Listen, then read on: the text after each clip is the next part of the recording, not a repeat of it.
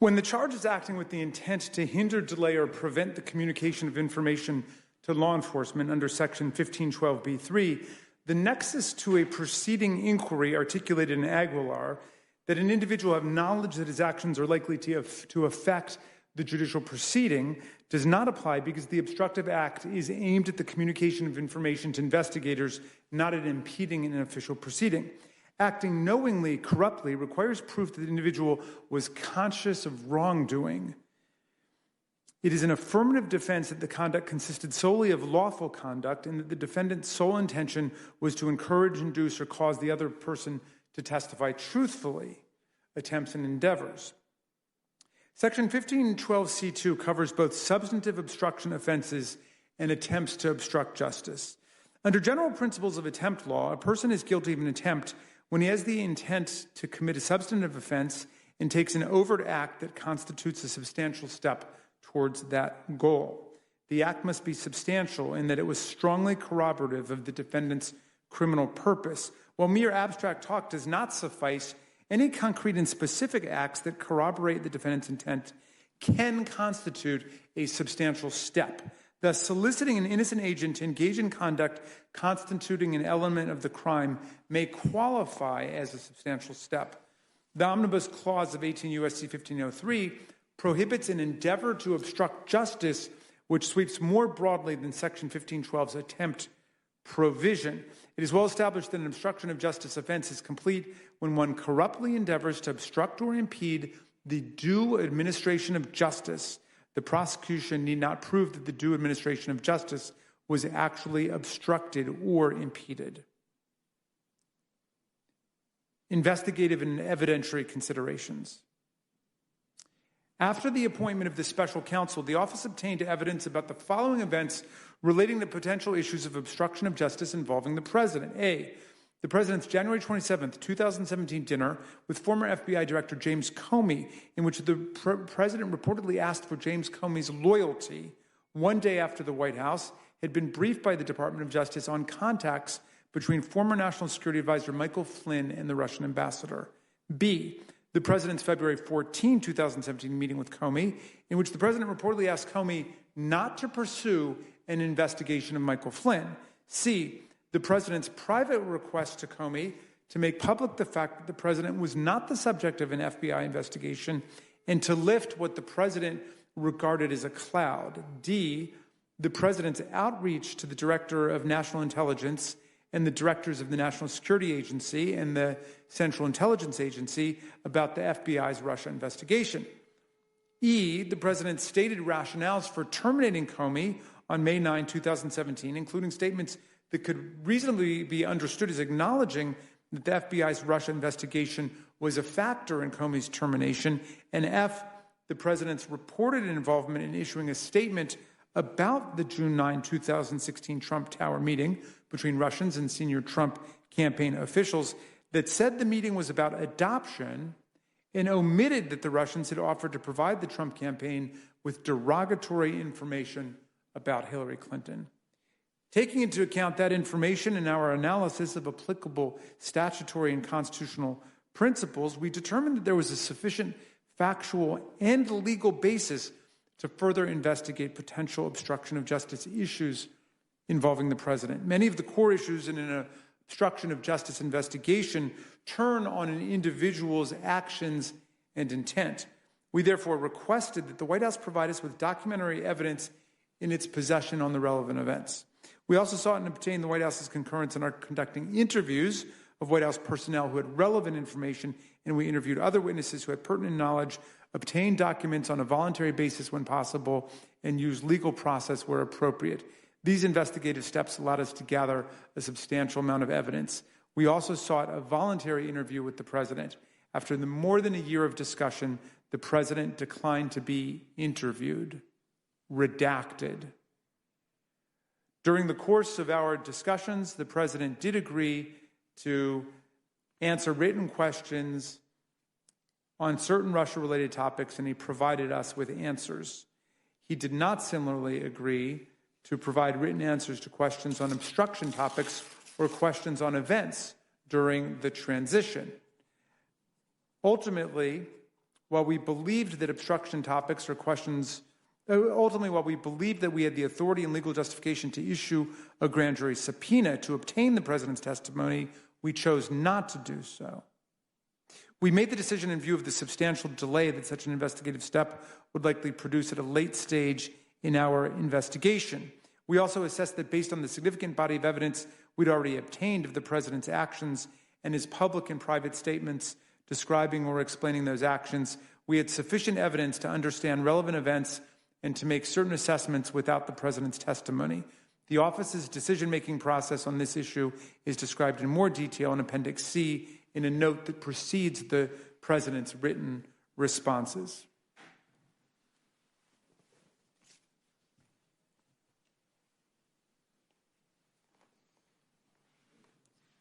In assessing the evidence we obtained, we relied on common principles that apply in any investigation. The issue of criminal intent is often inferred from circumstantial evidence. The principle that intent can be inferred from circumstantial evidence is a necessity in criminal cases, given the right of a subject to assert his privilege against compelled self-incrimination under the Fifth Amendment and therefore to decline to testify. Accordingly, determinations on intent are frequently reached without opportunity to interview an investigatory subject. Obstruction of justice cases are consistent with this rule. So, credibility judgments may also be based on objective facts and circumstantial evidence. Standard jury instructions highlight a variety of factors that are often relevant in assessing credibility. These include whether a witness had opportunity to tell the truth, whether the witness had good memory, whether the witness had opportunity to observe the events about which he testified, whether the witness's testimony was corroborated by other witnesses, and whether anything the witness said or wrote previously contradicts his testimony. In addition to these general factors, we took into account more specific factors in assessing the credibility of conflicting accounts of facts.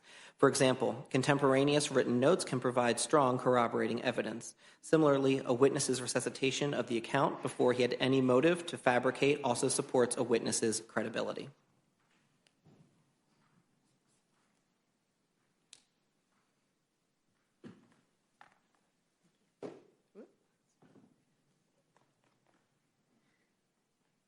Factual results of the obstruction investigation. This section of the report details the evidence we obtained. We first provide an overview of how Russia became an issue in the 2016 presidential campaign and how candidate Trump responded. We then turn to the key events that we investigated: the president's conduct concerning the FBI investigation of Michael Flynn, the president's reaction to public confirmation of the FBI's Russia investigation, events leading up to and surrounding the termination of FBI Director Comey, efforts to terminate the special counsel, efforts to curtail the scope of the special counsel's investigation, efforts to prevent disclosure of information about the June 9, 2016 Trump Tower meeting between Russians and senior campaign officials, efforts to have the Attorney General unrecuse, and conduct towards McGahn, Cohen, and other witnesses. We summarize the evidence we found and then analyze it by reference to the three statutory obstruction of justice elements: obstructive act, nexus to a proceeding, and intent. We focus on elements because, by regulation, the special counsel has jurisdiction to investigate federal crimes committed in the course of and with the intent to interfere with the special counsel's investigation, such as perjury, obstruction of justice, destruction of evidence, and intimidation of witnesses. Consistent with our jurisdiction to investigate federal obstruction crimes, we gathered evidence that is relevant to the elements of those crimes and analyzed them within an elements framework, while refraining from reaching ultimate conclusions about whether crimes were committed for the reasons explained above. This section also does not analyze legal and constitutional defenses raised by counsel for the president. Those defenses are analyzed in Volume 2, Section 3. The campaign's response to reports about Russian support for Trump. During the 2016 campaign, the media raised questions about a possible connection between the Trump campaign and Russia. The questions intensified after WikiLeaks released politically damaging Democratic Party emails that were reported to have been hacked by Russia. Trump responded to questions about possible connections to Russia by denying any business involvement in Russia, even though the Trump organization had pursued a business project in Russia as late as June 2016. Trump also expressed skepticism that Russia had hacked the emails at the same time as he and other campaign advisors privately sought information, redaction, about any further planned WikiLeaks releases. After the election, when questions persisted about possible links between Russia and the Trump campaign, the president-elect continued to deny any connections to Russia and privately expressed concerns that reports of Russian election interference might lead the public to question the legitimacy of his election. Press reports alleged links between Trump campaign and Russia. On June 16, 2015, Donald J. Trump declared his intent to seek nomination as the Republican candidate for president. By early 2016, he distinguished himself among Republican candidates by speaking of closer ties with Russia, saying he would get along well with Russian President Vladimir Putin, questioning whether the NATO alliance was obsolete, and praising Putin as a strong leader. The press reported that Russian political analysts and commentators perceived Trump as favorable to Russia.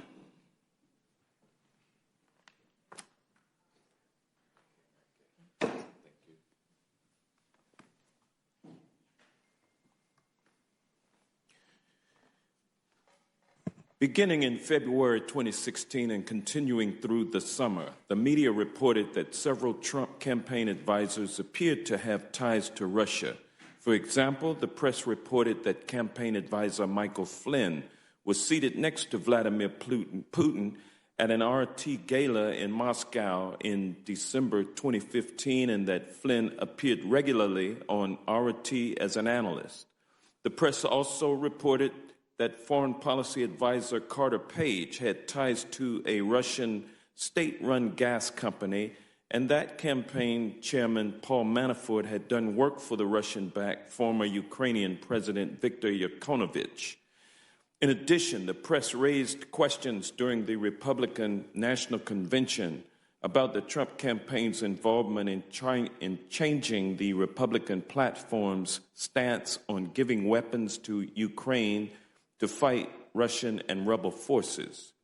The Trump campaign reacts to WikiLeaks' release of hacked emails.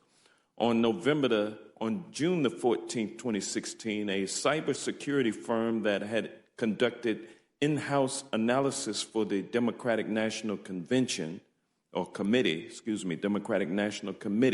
DNC, posted an announcement that Russian government hackers had infiltrated the DNC's computer and obtained access to documents. On July 22nd of 2016, the day before the Democratic National Convention, WikiLeaks posted thousands of hacked DNC documents revealing sensitive internal deliberations. Soon thereafter, Hillary Clinton's campaign manager publicly contended that Russia had hacked the DNC emails and arranged their release in order to help candidate Trump. On July 26, 2016, the New York Times reported that U.S. intelligence agencies had told the White House they now have high confidence that the Russian government was behind the theft of emails and documents from the Democratic National Committee. Within the Trump campaign, aides reacted with enthusiasm to reports of the hacks. Then there's a redaction. Discussed with campaign officials that WikiLeaks would release the hacked material. Some witnesses said that Trump himself discussed the possibility of upcoming releases. Then there's a redaction. Michael Cohen, then executive vice president of the Trump Organization and special counsel to Trump, recalled hearing, then there's another deletion, another redaction. Cohen recalled that Trump responded, "Oh, good, all right," and then redaction. Manafort said that shortly after WikiLeaks' July 22nd, 2016 release of hacked documents, he spoke to Trump, redaction. Manafort recalled that Trump responded that Manafort should, redacted, keep Trump updated.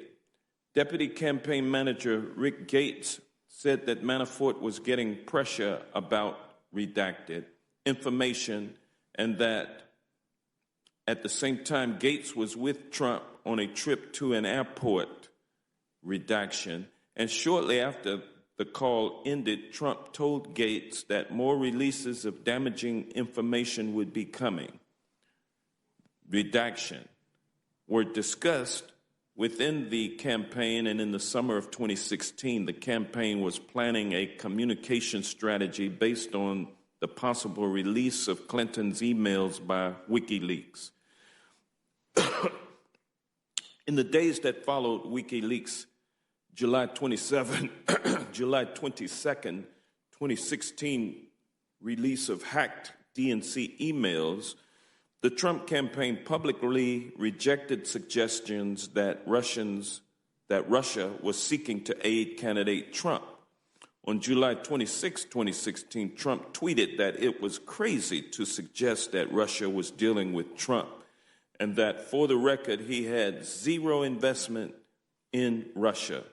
In a press release the next day, July 27, 2016, Trump characterized, quote, this whole thing with Russia, end quote, as a, quote, total deflection, end quote, and stated that it was far-fetched and ridiculous. Trump said that the assertion that Russia had hacked the emails was unproven, but stated that it would give him no pause if Russia had Clinton's emails. Trump added, Russia, if you're listening, I hope you're able to find the 30,000 emails that are missing. I think you will probably be rewarded mightily by our press, end quote. Trump also said that, quote, there's nothing that I can think of that I'd rather do than have Russia friendly as opposed to the way they are now, end quote. And in response to a question about whether he would recognize Crimea as a Russian territory and consider lifting sanctions, Trump replied, quote, we'll be looking at that. Yeah, we'll be looking at that, end quote. During the press conference, Trump repeated, quote, I have nothing to do with Russia, end quote, 5 times. He stated that the closest he came to Russia was that Russia may have purchased a home or condos from him. He said that after he held the Miss Universe pageant in Moscow in 2013, he had been interested in working with Russian companies that, quote, wanted to put a lot of money into developments in Russia, end quote, but, quote, it never worked out, end quote. He explained, quote, frankly, I didn't want to do it for a couple of different reasons, but we had a major developer that wanted to develop property in Moscow and other places, but we decided not to do it, end quote. The Trump organization, however, had been pursuing a building project in Moscow, the Trump Tower Moscow project, from approximately September 2015 through June 2016, and the candidate was regularly updated on developments, including possible trips by Michael Cohen to Moscow to promote the deal and by Trump himself to finalize it. Cohen recalled speaking with Trump after the press conference about Trump's denial of any business dealings in Russia, which Cohen regarded as untrue. Trump told Cohen that Trump Tower Moscow was not a deal yet and said, quote, why mention it if it's not a deal, end quote. According to Cohen, at around this time, in response to Trump's disavowal of connections to Russia, campaign advisors had developed a party line that Trump had no business with Russia and no connections to Russia.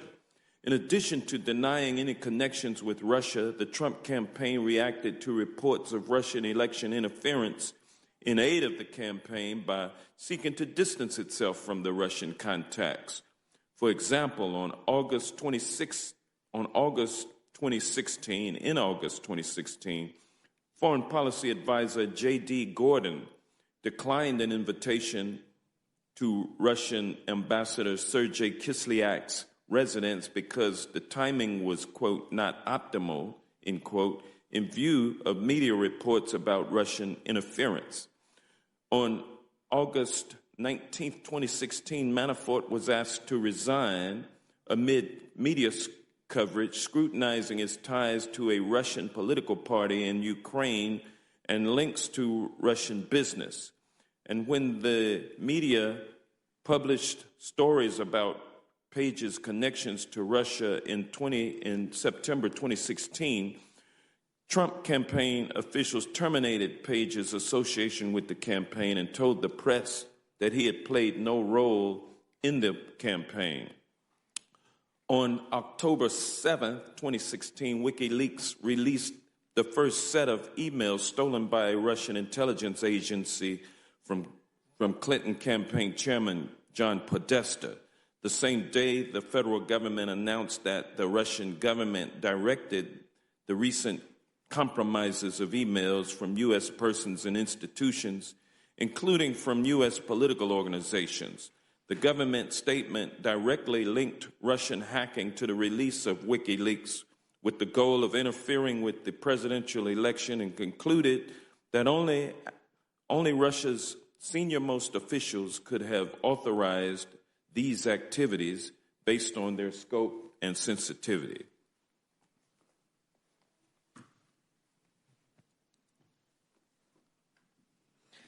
On October 11, 2016, Podesta stated publicly that the FBI was investigating Russia's hacking and said that candidate Trump might have known in advance that the hacked emails were going to be released. Vice presidential candidate Mike Pence was asked whether the Trump campaign was, quote, in cahoots, end quote, with WikiLeaks in releasing damaging Clinton-related information and responded, quote, nothing could be further from the truth, end quote. 4. After the election, Trump continues to deny any contacts or connections with Russia or that Russia aided his election.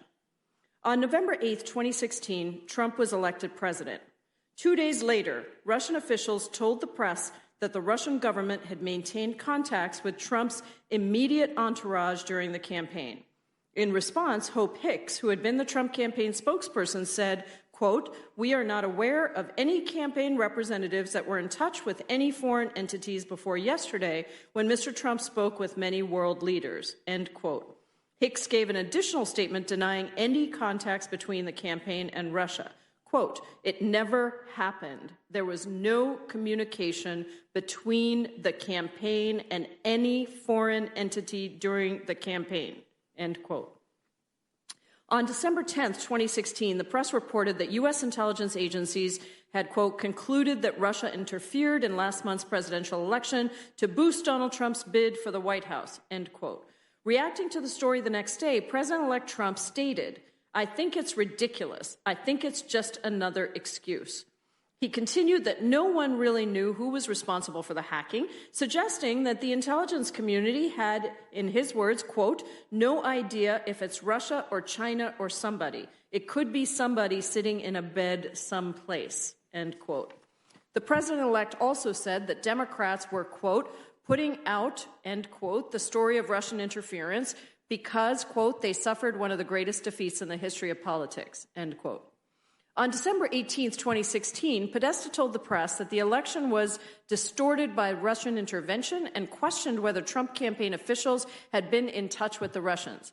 The same day, incoming Chief of Staff Reince Priebus appeared on Fox News Sunday and declined to say whether the president-elect accepted the intelligence community's determination that Russia intervened in the election. When asked about any contact or coordination between the campaign and Russia, Priebus said, even this question is insane. Of course we didn't interface with the Russians. He added that this whole thing is a spin job and said, the real question is, why are the Democrats doing everything they can to delegitimize the outcome of the election? On December 29, 2016, the Obama administration announced that in response to Russian cyber operations aimed at the U.S. election, it was imposing sanctions and other measures on several Russian individuals and entities. When first asked about the sanctions, President-elect Trump said, I think we ought to get on with our lives. He then put out a statement that said, it's time for our country to move on to bigger and better things, but indicated that he would meet with intelligence community leaders the following week for a briefing on Russian interference. The briefing occurred on January 6, 2017. Following the briefing, the intelligence community released the public version of its assessment, which concluded with high confidence that Russia had intervened in the election through a variety of means with the goal of harming Clinton's electability. The assessment further concluded with high confidence that Putin and the Russian government had developed a clear preference for Trump. Several days later, BuzzFeed published unverified allegations compiled by former British intelligence officer Christopher Steele during the campaign about candidate Trump's Russia connections under the headline, "These reports allege Trump has deep ties to Russia."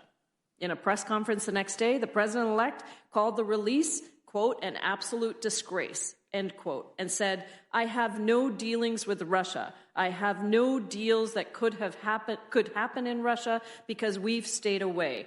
So I have no deals. I have no loans, and I have no dealings. We could make deals in Russia very easily if we wanted to.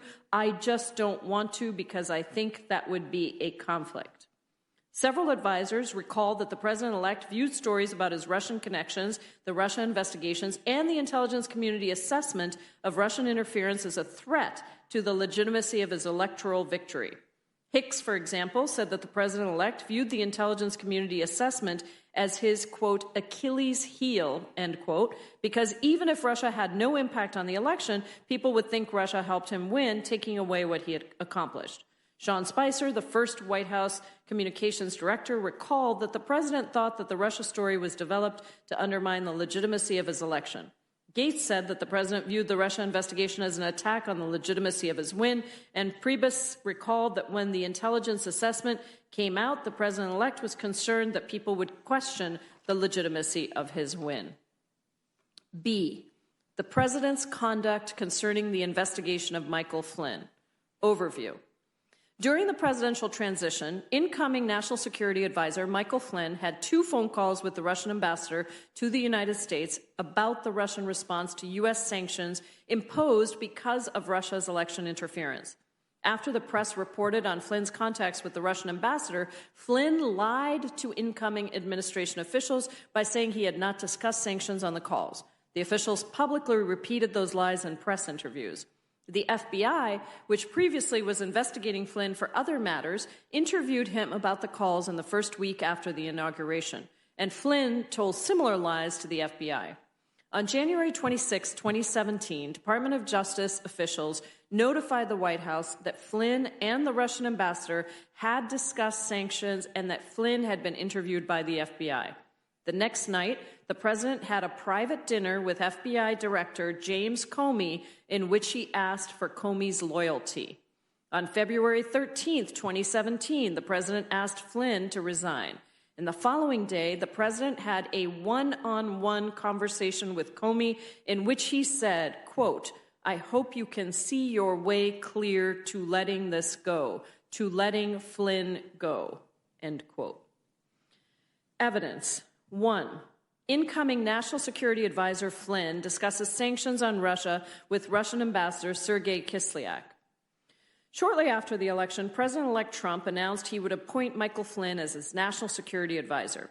For the next 2 months, Flynn played an active role on the presidential transition team, coordinating policy positions and communicating with the foreign government officials, including Russian Ambassador to the United States, Sergei Kislyak. On December 29, 2016, as noted in Volume 2, Section 2.A.4 Supra, the Obama administration announced that it was imposing sanctions and other measures on several Russian individuals and entities. That day, multiple members of the presidential transition team exchanged emails about the sanctions and the impact that they would have on the incoming administration, and Flynn informed members of the transition team that he would be speaking to the Russian ambassador later in the day. Flynn, who was in the Dominican Republic at the time, and K.T. McFarland, who was slated to become the Deputy National Security Advisor and was at the Mar-a-Lago Resort in Florida with the president-elect and other senior staff, talked by phone about what, if anything, Flynn should communicate to Kislyak about the sanctions. McFarland had spoken with incoming administration officials about the sanctions and Russia's possible responses and thought that she had mentioned in those conversations that Flynn was scheduled to speak with Kislyak. Based on those conversations, McFarland informed Flynn that incoming administration officials at Mar-a-Lago did not want Russia to escalate the situation. At 4:43 p.m. that afternoon, McFarland sent an email to several officials about the sanctions and informed the group that, quote, General Flynn is talking to Russian ambassador this evening, end quote. Approximately 1 hour later, McFarland met with the president-elect and senior officials and briefed them on the sanctions and Russia's possible responses. Incoming Chief of Staff Reince Priebus recalled that McFarland may have mentioned at the meeting that the sanctions situation could be, quote, cooled down, end quote, and not escalated. McFarland recalled that at the end of the meeting, someone may have mentioned to the president-elect that Flynn was speaking to the Russian ambassador that evening. McFarland did not recall any response by the president-elect. Priebus recalled that the president-elect viewed the sanctions as an attempt by the Obama administration to embarrass him by delegitimizing his election.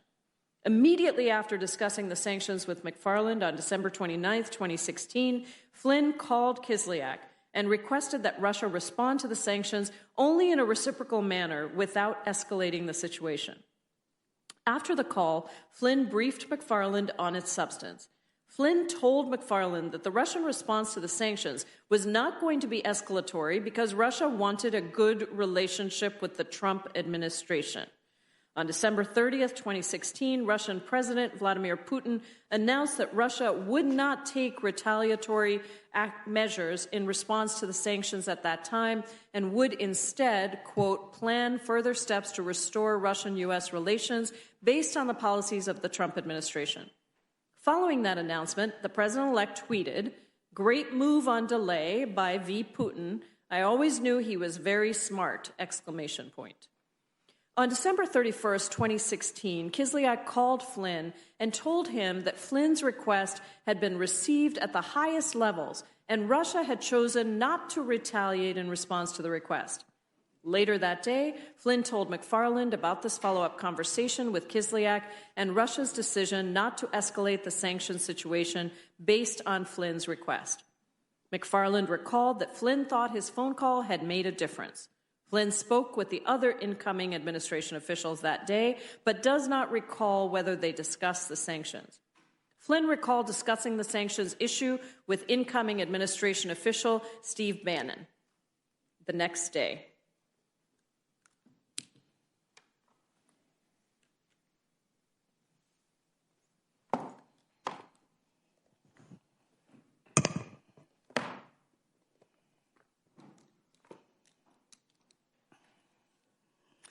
Flynn said that Bannon appeared to know about Flynn's conversation with Kislyak, and he and Bannon agreed that they had stopped the train on Russia's response to the sanctions. On January 3, 2017, Flynn saw the president-elect in person and thought they discussed the Russian reaction to the sanctions, but Flynn did not have a specific recollection of telling the president-elect about the substance of his calls with Kislyak. Members of the intelligence community were surprised by Russia's decision to retaliate in response to the sanctions. While analyzing Russia's response, they became aware of Flynn's discussion of sanctions with Kislyak. Previously, the FBI had opened an investigation of Flynn based on his relationship with the Russian government. Flynn's contacts with Kislyak became a key component of the investigation. On January 6th, as noted in Volume 2, intelligence officials briefed President-elect Trump and the incoming administration on the intelligence community's assessment that Russia had interfered in the 2016 presidential election. When the briefing concluded, Comey spoke with the president-elect privately to brief him on unverified, personally sensitive allegations compiled by Steele. According to a memorandum Comey drafted immediately after their private discussion, the president-elect began the meeting by telling Comey he had conducted himself honorably over the prior year and had a great reputation. The president-elect stated that he thought highly of Comey, looking forward to working with him, and hoped he had planned to stay on as FBI director. Comey responded that he intended to continue serving in that role. Comey then briefed the president-elect on the sensitive material in the Steele reporting. Comey recalled that the president-elect seemed defensive, so Comey decided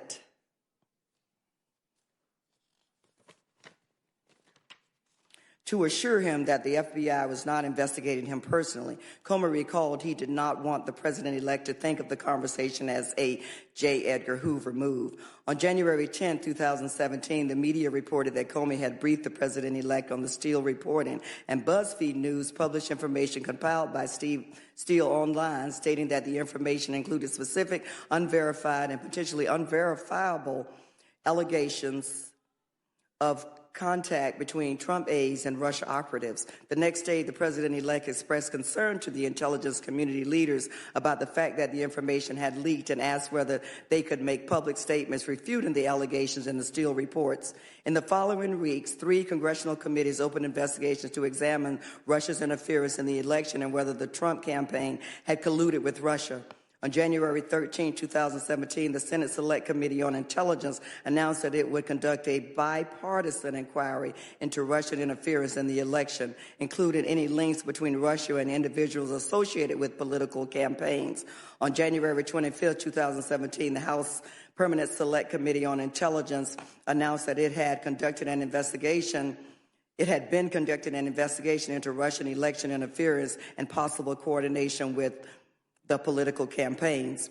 And on February 2nd, 2017, the Senate Judiciary Committee announced that it, too, would investigate Russia efforts to intervene in the election. On January 12, 2017, a Washington Post columnist reported that Flynn and Kislyak communicated on the day the Obama administration announced the Russia sanctions. The column questioned whether Flynn had said something to undercut the U.S. sanctions and whether Flynn's communication had violated the letter or spirit of the Logan Act. President-elect Trump called Priebus after the story was published and expressed anger about it. Priebus recalled that the president-elect asked, "What the hell is this all about?" Priebus called Flynn and told him that President-elect was angry about the reporting on Flynn's conversation with Kislyak. Flynn recalled that he felt a lot of pressure because Priebus had called the Washington Post columnist and informed him that no discussion of sanctions had occurred. McFarland recalled that Flynn said words of the effect, "I want to kill the story." McFarland made the call as Flynn had requested, although she knew she was providing false information, and the Washington Post updated the column to reflect that a Trump official had denied that Flynn and Kislyak discussed sanctions. When Priebus and other incoming administration officials questioned Flynn's internally about the Washington Post column, Flynn maintained that he had not discussed sanctions with Kislyak. Flynn repeated the claim to Vice President-elect Michael Pence and to incoming press secretary Sean Spicer. In subsequent media interviews in mid-January, Pence, Priebus, and Spicer denied that Flynn and Kislyak had discussed sanctions, basing those denials on their conversations with Flynn. The public statements of incoming administration officials denying that Flynn and Kislyak had discussed sanctions alarmed senior DOJ officials who were aware that the statements were not true. Those officials were concerned that Flynn had lied to his colleagues, who in turn had unwittingly misled the American public, creating a compromised situation for Flynn because the Department of Justice assessed that the Russian government could prove Flynn lied. The FBI investigative team also believed that Flynn's calls with Kislyak were subsequent denials about discussing sanctions, raised potential Logan Act issues, and were relevant to the FBI's broader Russia investigation. On January 30, 2017, President Trump was inaugurated and Flynn was sworn in as National Security Advisor. On January 23, 2017, Spicer delivered his first press briefing and stated that he had spoken with Flynn the night before, who confirmed that the calls with Kislyak were about topics unrelated to sanctions. Spicer's statements added to the Department of Justice concerns that Russia had leverage over Flynn based on his lies and could use the derogatory information to compromise him. On January 24, 2017, Flynn agreed to be interviewed by agents of the FBI. During the interview, which took place at the White House, Flynn falsely stated that he did not ask Kislyak to refrain from escalating the situation in response to the sanctions on Russia imposed by the Obama administration. Flynn also falsely stated that he did not remember a follow-up conversation in which Kislyak stated that Russia had chosen to moderate its response to those sanctions as a result of Flynn's request. On January 26, 2017, Acting Attorney General Sally Yates contacted White House counsel Don McGahn and informed him that she needed to discuss a sensitive matter with him in person. Later that day, Yates and Mary McCord, a senior national security advisor at the Department of Justice, met at the White House with McGahn and White House counsel Office Attorney James Burnham. Yates said that the public statements made by the Vice President denying that Flynn and Kislyak discussed sanctions were not true and put Flynn in a potentially compromised position because the Russians would know he had lied. Yates disclosed that Flynn had been interviewed by the FBI. She declined to answer a specific question about how Flynn had performed during the interview, but she indicated that Flynn's statements to the FBI were similar to the statements he had made to Pence and Spicer, denying that he had discussed sanctions. McGahn came away from the meeting with the impression that the FBI did not pin Flynn down in lies, but he asked John Esselberg, who served as legal counsel to the National Security Council, to examine potential legal issues raised by Flynn's FBI interview and his contacts with Kislyak. That afternoon, McGahn notified the president that Yates had come to the White House to discuss concerns about Flynn. McGahn describes what Yates had told him, and the president asked him to repeat it, so he did. McGahn recalled that when he described the FBI's interview of Flynn, he said that Flynn did not disclose having discussed sanctions with Kislyak, but that there may not have been a clear violation. The president asked about sanctions 1001, and McGahn explained the law to him and also explained the Logan Act. The president instructed McGahn to work with Priebus and Bannon to look into the matter further and directed that they not discuss it with any other officials. Priebus recalled that the president was angry with Flynn in light of what Yates had told the White House and said, "Not again, this guy, this stuff." The evening, the president dined with several senior advisors and asked the group what they thought about FBI Director Comey. According to the Director of National Intelligence, Dan Coates, who was at the dinner, no one openly advocated terminating Comey, but the consensus was he was not positive. Coates told the group that he thought Comey was a good director. Coates encouraged the president to meet Comey face-to-face and spend time with him before making a decision about whether to retain him. The next day, January 27, 2017, McGahn and Eiselberg discussed the results of Eiselberg's initial legal research into Flynn's conduct, and specifically whether Flynn had violated the Espionage Act, the Logan Act. Based on his preliminary research, Eiselberg informed McGahn that there was a possibility that Flynn had violated the code and the Logan Act. Eiselberg noted that the United States had never successfully prosecuted an individual under the Logan Act, and that Flynn could have defenses, and told McGahn that he believed it was unlikely that a prosecutor would pursue a Logan Act charge under the circumstances. That same morning, McGahn asked Yates to return to the White House to discuss Flynn again. On that second meeting, McGahn expressed doubts that the Department of Justice would bring a Logan Act prosecution against Flynn, but stated that the White House did not want to take action that would interfere with an ongoing FBI investigation of Flynn. Yates responded that the Department of Justice had notified the White House so that it could take action in response to the information provided. McGahn ended the meeting by asking Yates to assess to the underlying information the Department of Justice possessed pertaining to Flynn's discussion with Kislyak. Also, on January 27, the president called FBI Director Comey and invited him to dinner that evening. Previous recalled before the dinner, he told the president something like, "Don't talk about Russia, whatever you do," and the president promised that he would not talk about Russia at the dinner. McGahn had previously advised the president that he should not communicate directly with the Department of Justice to avoid the perception or reality of political interference in law enforcement. When Bannon learned about the president's plans for dinner with Comey, he suggested that he and Previs also attend, but the president stated that he wanted to dine with Comey alone. Comey said that when he arrived for the dinner that evening, he was surprised and concerned to see that no one else had been invited.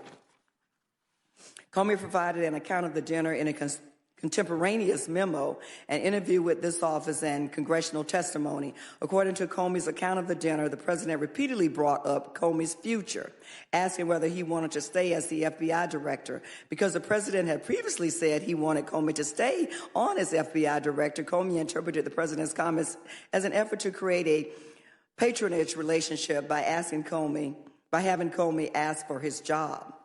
The president also brought up the Steele report that Comey had raised in the January 6, 2017 briefing and stated that he was thinking about ordering the FBI to investigate the allegations to prove they were false. Comey responded that the president should think carefully about issuing such an order because it could create a narrative that the FBI was investigating him personally, which was incorrect. Later at the dinner, the president brought up Flynn and said, "The guy has serious judgment issues." Comey did not comment on Flynn, and the president did not acknowledge any FBI interest in or contact with Flynn. According to Comey's account, at one point during the dinner, the president stated, "I need loyalty. I expect loyalty." Comey did not respond, and the conversation moved on to other topics, but the president returned to the subject of Comey's job at the end of the dinner and repeated, "I need loyalty." Comey responded, "You will always get honesty from me." The president said, "That's what I meant, honest loyalty." Comey said, "You will get that from me." After Comey's account of the dinner became public, the president and his advisors disputed that he had asked for Comey's loyalty. The president also indicated that he had not invited Comey to dinner, telling a reporter that he thought Comey had asked for the dinner because he wanted to stay on. But subsequent evidence corroborates Comey's account of the dinner invitation and the request for loyalty. The president's daily diary confirms that the president extended a dinner invitation to Comey on January 27. With respect to the substance of the dinner conversation, Comey documented the president's request for loyalty in a memorandum he began drafting the night of the dinner. Senior FBI officials recall that Comey told them about the loyalty request shortly after the dinner occurred, and Comey described the request while under oath in congressional proceedings and in a subsequent interview with investigators subject to penalties for lying under 18 U.S.C. Code 1001. Comey's memory of the details of the dinner, including the president's requested loyalty, has remained consistent throughout. On January 2nd, 2017, Eisenberg reviewed the underlying information related to Flynn's calls with Kislyak. Eisenberg recalled that he prepared a memorandum about criminal statutes that could apply to Flynn's conduct, but he did not believe the White House had enough information to make a definitive recommendation to the president. Eisenberg and McCann discussed that Eisenberg's review of the underlying information confirms his preliminary conclusions that Flynn was unlikely to be prosecuted for violating the Logan Act. Because White House officials were uncertain what Flynn had told the FBI, however, they could not assess his exposure to prosecution. The week of January 6, Flynn had a one-on-one conversation with the president in the Oval Office about the negative media coverage of his contacts with Kislyak. Flynn recalled that the president was upset and asked him for information on the conversations. Flynn listed the specific dates on which he remembered speaking with Kislyak, but the president corrected one of the dates he listed. The president asked Flynn what he and Kislyak discussed, and Flynn responded that he might have talked about sanctions. There was also evidence that corroborates other aspects of the memorandum Comey wrote, documenting his interactions with the president. For example, Comey recalled that his memorandums reflect that he said the president in his January 6, 2017 meeting and on phone calls on March 30th and April 11, 2017, that the FBI was not investigating the president personally. On May 8, 2017, in the White House discussions about firing Comey, the president told Rosenstein and others that Comey had told him 3 times that he was not under investigation, including once in person and twice on the phone. On February 9, 2017, the Washington Post reported that Flynn discussed sanctions with Kislyak the month before the president took office. After the publication of the story, Vice President Pence learned of the Department of Justice notification to the White House about the content of Flynn's calls. He and other advisors had sought access to and reviewed the underlying information about Flynn's contacts with Kislyak. FBI Deputy Director Andrew McCabe, who provided the White House officials access to the information, was present when they reviewed it. Recalled the officials asking him about Flynn's conduct, asking him whether Flynn's conduct violated the Logan Act. McCabe responded that he did not know, but the FBI was investigating the matter because it was a possibility. Based on the evidence of Flynn's contacts with Kislyak, McGann and Previs concluded that Flynn could not have forgotten the details of discussions of sanctions and had instead been lying about what he discussed with Kislyak. Flynn had also told White House officials that the FBI had told him that the FBI was closing out its investigation of him, but Eiselberg did not believe him. After reviewing the materials and speaking with Flynn, McGahn and Priebus concluded that Flynn should be terminated and recommended that course of action to the president. That weekend, Flynn accompanied the president to Mar-a-Lago.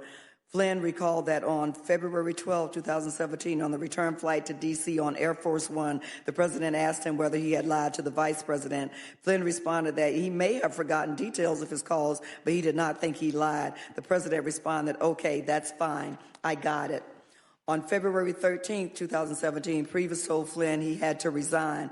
Flynn said he wanted to say goodbye to the president, so Priebus brought him to the Oval Office. Priebus recalled that the president hugged Flynn, shook his hand, and said, "We'll give you a good recommendation. You're a good guy. We'll take care of you." Talking points on the resignation prepared by the White House counsel's office and distributed to the White House communications team stated that McGahn had advised the president that Flynn was unlikely to be prosecuted, and the president had determined that the issue with Flynn was one of trust. Spicer told the press the next day that Flynn was forced to resign, not based on a legal issue, but based on a trust issue, a level of trust between the president and General Flynn as eroded to the point where the president felt he had to make a change. On February 14, 2017, the day that after Flynn's resignation, the president had lunch at the White House with New Jersey Governor Chris Christie. According to Christie, at one point during the lunch, the president said, "Now that we fired Flynn, the Russia thing is over." Christie laughed and responded, "No way," he said, "this Russia thing is far from over, and we will be here on Valentine's Day 2018 talking about this." The president said, "What do you mean?" Flynn met with the Russians. That was the problem. I fired Flynn. It's over.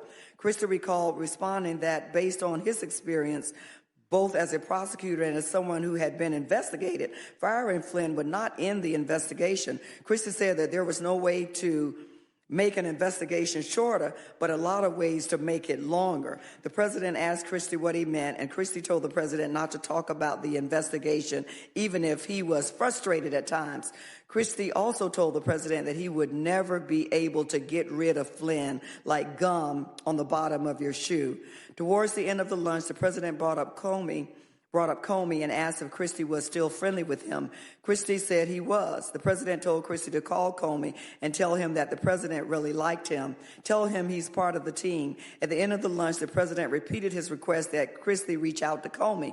Christie had no intention of complying with the president's request that he contact Comey. He thought the president's request was nonsensical, and Christie did not want to put Comey in the position of having to receive such a phone call. Christie thought it would have been uncomfortable to pass on that message. At 4 p.m. that afternoon, the president met with Comey, Sessions, and other officials for a Homeland Security briefing. At the end of the briefing, the president dismissed the other attendees and stated that he wanted to speak with Comey alone. Sessions and senior advisor to the president, Jared Kushner, remained in the Oval Office as other participants left.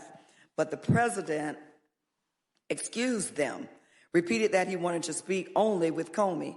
At some point, after others had left the Oval Office, Priebus opened the door, but the president sent him away. According to Comey's account of the meeting, once they were alone, the president began the conversation by saying, "I want to talk about Mike Flynn." The president stated that Flynn had not done anything wrong in speaking with the Russians, but had to be terminated because he had misled the vice president. The conversation turned to the topic of leaks of classified information, but the president returned to Flynn, saying he was a good guy and has been through a lot. The president stated, "I hope you can see your way to clear to letting this go, to letting Flynn go. He is a good guy. I hope you can let this go." Comey agreed that Flynn was a good guy, but did not commit to ending the investigation of Flynn. Comey testified under oath that he took the president's statement as a direction because of the president's position and the circumstances of the one-on-one meeting.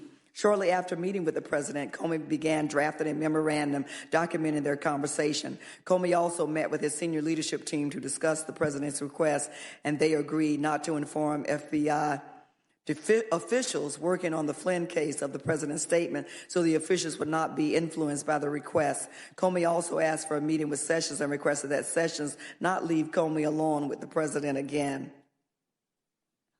The media raises questions about the president's delay in terminating Flynn. After Flynn was forced to resign, the media raised questions about why the president waited more than 2 weeks after the DOJ's notification to remove Flynn, and whether the president had known about Flynn's contact with Kislyak before the DOJ notification. The press also continued to raise questions about connections between Russia and the president's campaign. On February 15, 2017, the president told reporters, "General Flynn is a wonderful man. I think he's been treated very, very unfairly by the media." On February 16, 2017, the president held a press conference and said that he removed Flynn because Flynn didn't tell the vice president of the United States the facts, and then he didn't remember. And that just wasn't acceptable to me. The president said he did not direct Flynn to discuss sanctions with Kislyak, but it certainly would have been okay for me if he did. I would not have directed him to do it if I thought he wasn't doing it. I didn't direct him, but I would have directed him because that's his job. In listing the reasons for terminating Flynn, the president did not say that Flynn had lied to him. The president also denied having any connection to Russia, stating, "I have nothing to do with Russia. I told you, I have no deals there. I have no anything." The president also said that he had nothing to do with WikiLeaks' publication of information hacked from the Clintons' campaign. On February 22nd, 2017, Priebus and Bannon told McFarlane that the president wanted her to resign as Deputy National Security Advisor, but they suggested to her that the administration could make her ambassador to Singapore. The next day, the president asked Priebus to have McFarlane draft an internal email that would confirm that the president did not direct Flynn to call the Russian ambassador about sanctions. Priebus said he told the president he could only direct McFarlane to write such a letter if she was comfortable with it. Priebus called McFarlane into his office to convey the president's request that she memorialize in writing that the president did not direct Flynn to talk to Kislyak. McFarlane told Priebus she did not know whether the president had directed Flynn to talk to Kislyak about sanctions, and she declined to say yes or no to the request. Priebus understood that McFarlane was not comfortable with the president's request, and he recommended that she talk to attorneys in the White House counsel's office. McFarlane had reached out to Eiselberg. McFarlane told him that she had been fired from her job as Deputy National Security Advisor and offered their ambassadorship in Singapore, but that the president and Priebus wanted a letter from her denying that the president directed Flynn to discuss sanctions with Kislyak. Eisenberg advised McFarlane not to write the requested letter, as documented by McFarlane in a contemporaneous memorandum for the record that she wrote because she was concerned by the president's request. Eiselberg thought the requested email in the letter would be a bad idea from my side because the email would be awkward. Why would I be emailing Priebus to make a statement for the record? But it would also be a bad idea for the president because it looked as if my ambassadorial appointment was in some way a quid pro quo. Later that evening, Priebus stopped by McFarlane's office and told her not to write the email and to forget he even mentioned it. Around the same time, the president asked Priebus to reach out to Flynn and let him know that the president still cared about him. Priebus called Flynn and said that he was checking in and that Flynn was an American hero. Priebus thought the president did not want Flynn saying bad things about him. On March 31st, 2017, following news that Flynn had offered to testify before the FBI congressional investigators in exchange for immunity, the president tweeted, "Mike Flynn should ask for immunity in that this is a witch hunt, excuse for a big election loss by media and Dems of historic proportion." In late March or early April, the president asked McFarlane to pass a message to Flynn telling him the president felt bad for him and that he should stay strong. Analyzing the president's conduct related to the Flynn investigation, the following evidence is relevant to the elements of obstruction of justice. Obstruction Act. According to Comey's account of his February 14, 2017 meeting with the Oval Office, the president told him, "I hope you can see your way clear to letting this go, to letting Flynn go. I hope you can let this go." And analyzing whether these statements constitute an obstructive act, a threshold question is whether Comey's account of the interaction is accurate, and if so, whether the president's statements had the tendency to impede the administration of justice by shutting down an inquiry that could result in a grand jury investigation and a criminal charge. After Comey's account of the president's request to let Flynn go became public, the president publicly disputed several aspects of the story. The president told the New York Times that he did not shoo other people out of the room when he talked to Comey, and that he did not remember having a one-on-one conversation with Comey. The president also publicly denied that he had asked Comey to let Flynn go or otherwise communicated that Comey should drop the investigation of Flynn. In private, the president denied aspects of Comey's account to White House advisors, but acknowledged the previous that he brought Flynn up in the meeting with Comey and stated that Flynn was a good guy. Despite those denials, substantial evidence corroborates Comey's account. First, Comey wrote a detailed memorandum of his encounter with the president on the same day it occurred. Comey also told senior FBI officials about the meeting with the president that day. After their recollections of what Comey told him at the time are consistent with Comey's account. Second, Comey provided testimony about the president's request that he let Flynn go under oath in congressional proceedings and in interviews when federal investigators subject to penalties for lying under 18 U.S.C. Code 1001. Comey's recollections of the encounter have remained consistent over time.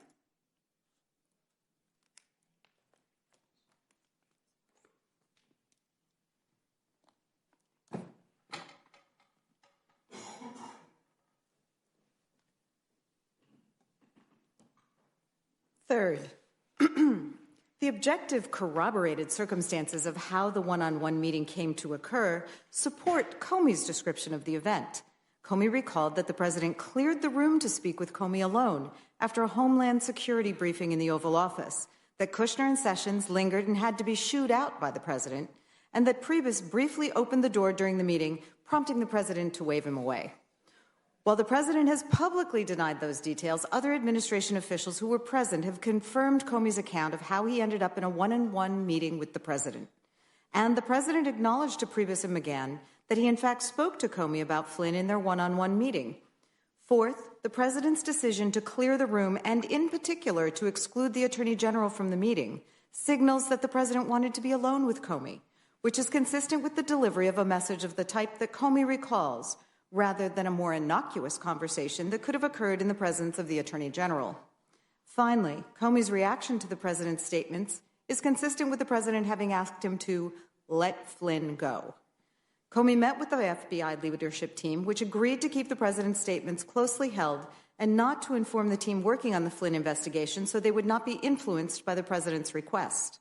Comey also promptly met with the Attorney General to ask him not to be left alone with the president again, an account verified by Sessions, FBI Chief of Staff James Rybicki, and Jody Hunt, who was then the Attorney General's Chief of Staff. A second question is whether the president's statements, which were not phrased as a direct order to Comey, could impede or interfere with the FBI's investigations of Flynn.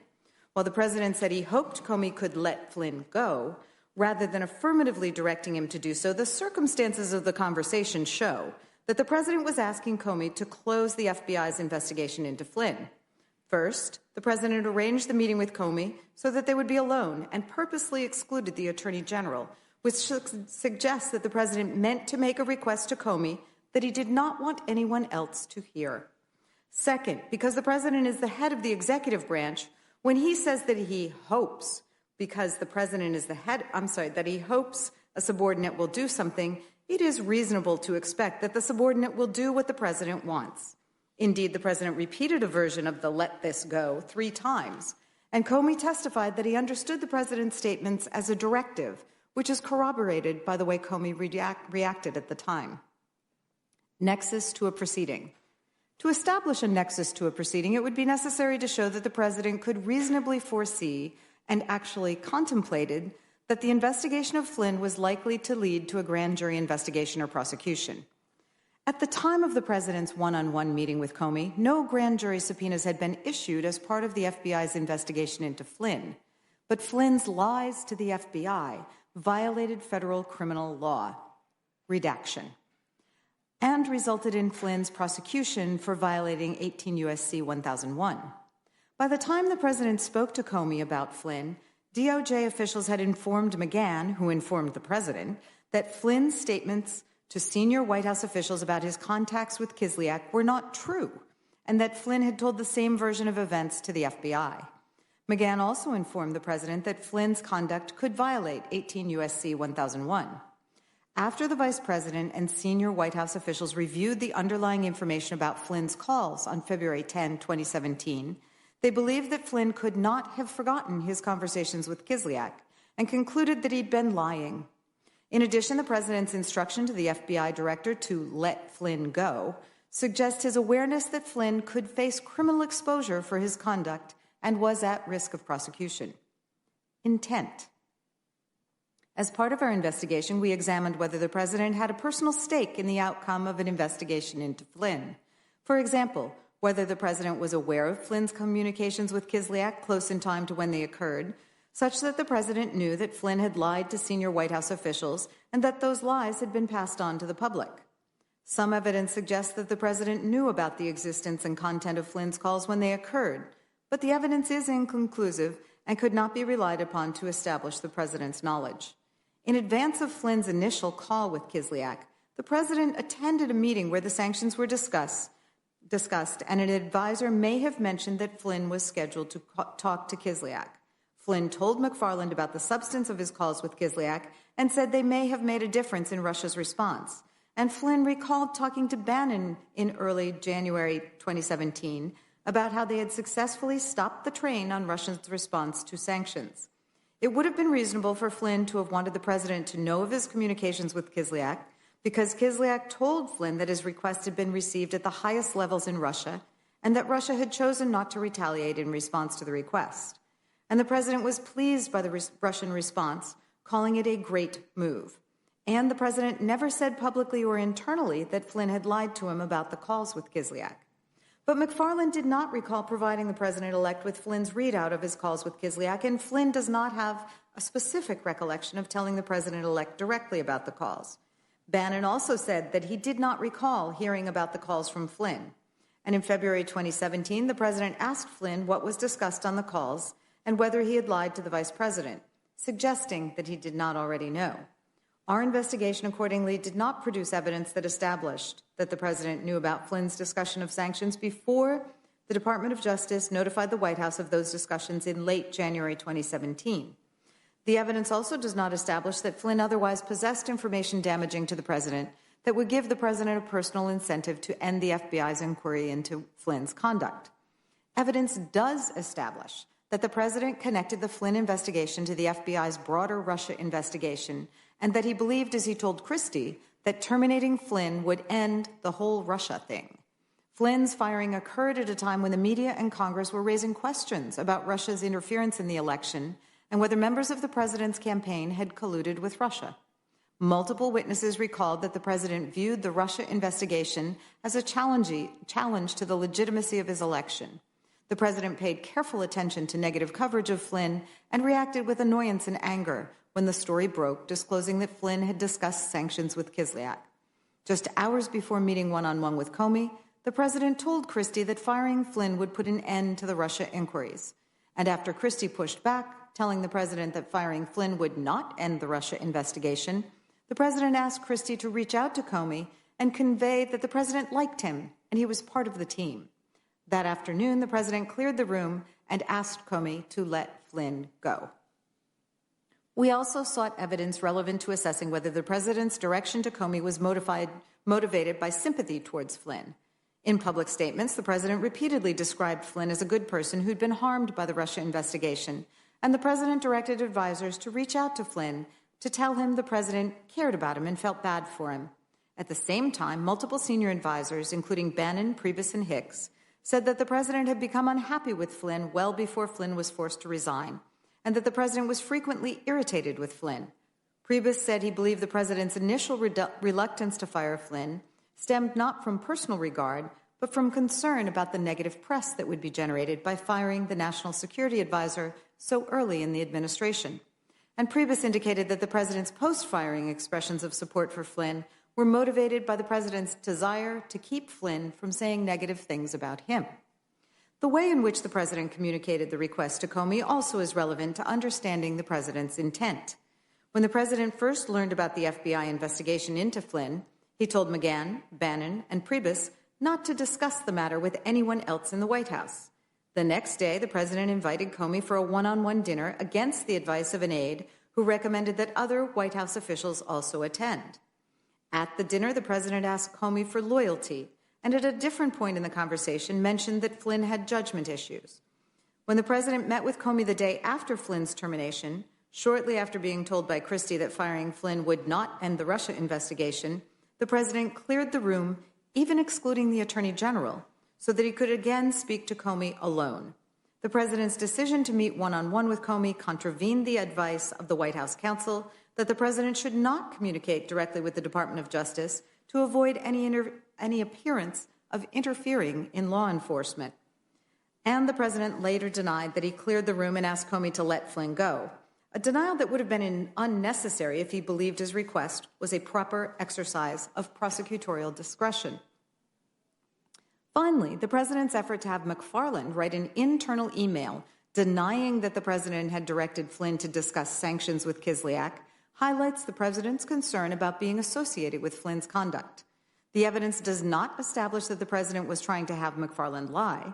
The president's request, however, was sufficiently irregular that McFarland, who did not know the full extent of Flynn's communications with the president and thus could not make the representation that the president wanted, felt the need to draft an internal memorandum documenting the president's request, and Eisenberg was concerned that the request would look like a quid pro quo in exchange for an ambassadorship.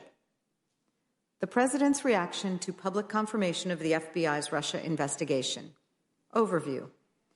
In early March 2017, the president learned that Sessions was considering recusing from the Russia investigation and tried to prevent the recusal. After Sessions announced his recusal on March 2nd, the president expressed anger at Sessions for the decision and then privately asked Sessions to unrecuse. On March 20th, 2017, Comey publicly disclosed the existence of the FBI's Russia investigation. In the days that followed, the president contacted Comey and other intelligence agency leaders and asked them to push back publicly on the suggestion that the president had any connection to the Russian election interference effort in order to lift the cloud of the ongoing investigation.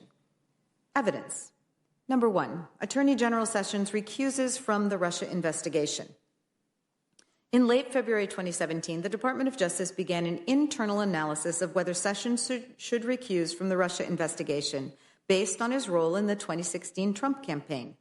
On March 1st, 2017, the press reported that, in his January confirmation hearing to become Attorney General, Senator Sessions had not disclosed 2 meetings he had with Russian Ambassador Kislyak before the presidential election, leading to congressional calls for Sessions to recuse or for a special counsel to investigate Russia's interference in the presidential election.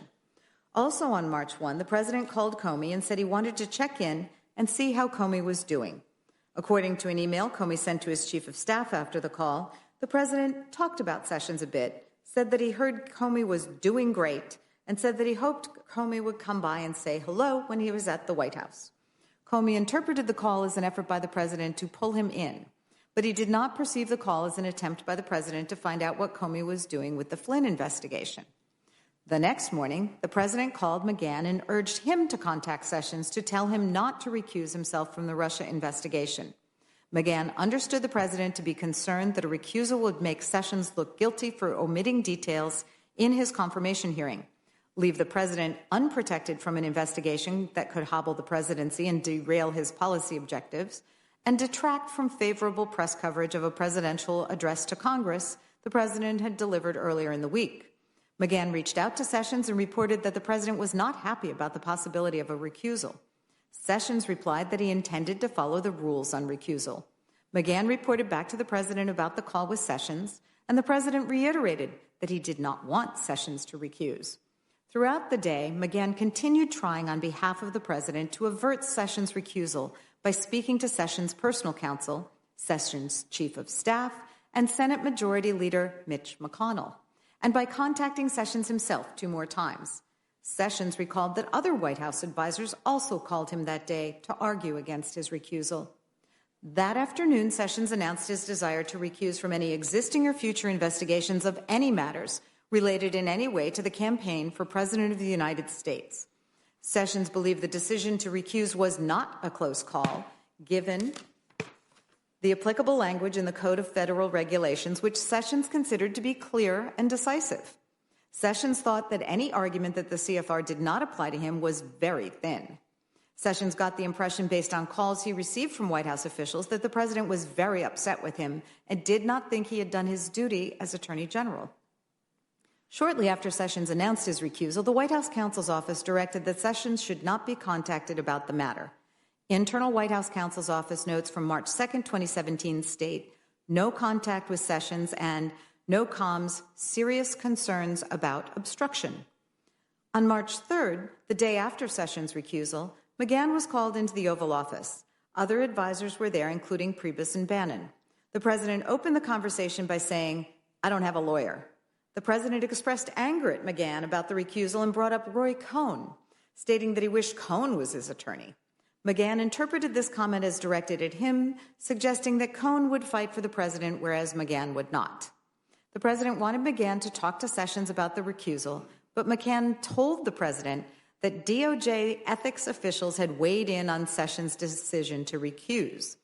The president then brought up former attorneys general Robert Kennedy and Eric Holder and said that they had protected their presidents.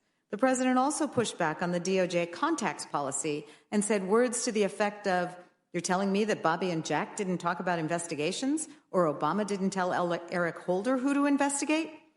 Bannon recalled that the president was as mad as Bannon had ever seen him, and that he screamed at McGahn about how weak Sessions was.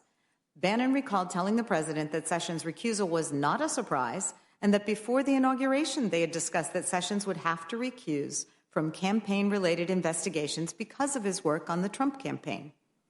That weekend, Sessions and McGahn flew to Mar-a-Lago to meet with the president. Sessions recalled that the president pulled him aside to speak to him alone and suggested that Sessions should unrecuse from the Russian investigation. The president contrasted Sessions with Attorneys General Holder and Kennedy, who had developed a strategy to help their presidents where Sessions had not. Sessions said he had the impression that the president feared that the investigation could spin out of control and disrupt his ability to govern, which Sessions could have helped avert if he were still overseeing it. On March 5, 2017, the White House counsel's office was informed that the FBI was asking for transition period records relating to Flynn, indicating that the FBI was still actively investigating him. On March 6, the president told advisors he wanted to call the acting attorney general to find out whether the White House or the president was being investigated, although it's not clear whether the president knew at the time of the FBI's recent request concerning Flynn. 2. FBI Director Comey publicly confirms the existence of the Russian investigation in testimony before HPSI. On March 9, 2017, Comey briefed the Gang of Eight congressional leaders about the FBI's investigation of Russian interference, including an identification of the principal U.S. subjects of the investigation. Although it's unclear whether the president knew of that briefing at the time, notes taken by Annie Donaldson, then McGahn's chief of staff, on March 12, 2017 state, "POTUS in panic, chaos, need binders to put in front of POTUS. Number 1, all things related to Russia." The week after Comey's briefing, the White House counsel's office was in contact with SSCI Chairman Senator Richard Burr about the Russia investigations and appears to have received information about the status of the FBI investigation. On March 20th, 2017, Comey was scheduled to testify before HPSI. In advance of Comey's testimony, congressional officials made clear that they wanted Comey to provide information about the ongoing FBI investigation. Dana Boente, who at the time was the acting attorney general for the Russia investigation, authorized Comey to confirm the existence of the Russia investigation and agreed that Comey should decline to comment on whether any particular individuals, including the president, were being investigated. In his opening remarks at the HPSI hearing, which were drafted in consultation with the Department of Justice, Comey stated that he'd been authorized by the Department of Justice to confirm that the FBI, as part of its counterintelligence mission, is investigating the Russian government's efforts to interfere in the 2016 presidential election, and that includes investigating the nature of any leaks between individuals associated with the Trump campaign and the Russian government, and whether there was any coordination between the campaign and Russia's efforts. As with any counterintelligence investigation, this will also include an assessment of whether any crimes were committed. Comey added that he wouldn't comment further on what the FBI was doing and whose conduct it was examining, because the investigation was ongoing and classified. But he observed that he had taken the extraordinary step in consultation with the Department of Justice of briefing this Congress's leaders in a classified setting in detail about the investigation. Comey was specifically asked about whether President Trump was under investigation during the campaign or under investigation now. Comey declined to answer, stating, "Please don't overinterpret what I've said. As the chair and ranking know, we have briefed him in great detail on the subjects of the investigation and what we're doing, but I'm not going to answer about anybody in this forum." Comey was also asked about whether the FBI was investigating the information contained in the Steele reporting, and he declined to answer.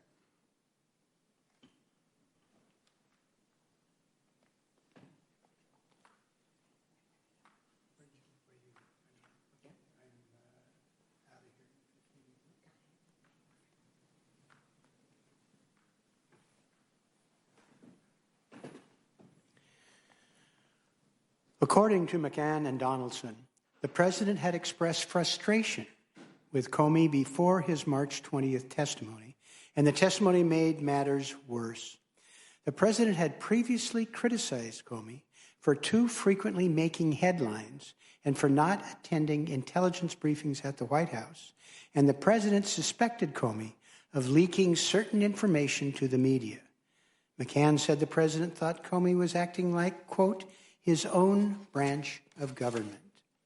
Press reports following Comey's March 20th testimony suggested that the FBI was investigating the president, contrary to what Comey had told the president at the end of January 6, 2017 intelligence assessment briefing. McCann, Donaldson, and senior advisor Stephen Mueller recalled that the president was upset with Comey's testimony and the press coverage that followed because of the suggestion that the president was under investigation. Notes from the White House counsel's office dated March 21st, 2017, indicated that the president was beside himself over Comey's testimony. The president called McCann repeatedly that day to ask him to intervene with the Department of Justice, and, according to the notes, the president was getting hotter and hotter. Get rid. Officials in the White House counsel's office became so concerned that the president would fire Comey that they began drafting a memorandum that examined whether the president needed cause to terminate the FBI director. At the president's urging, McCann contacted Bonte several times on March 21st, 2017, to seek Bonte's assistance in having Comey or the Department of Justice correct the misperception that the president was under investigation.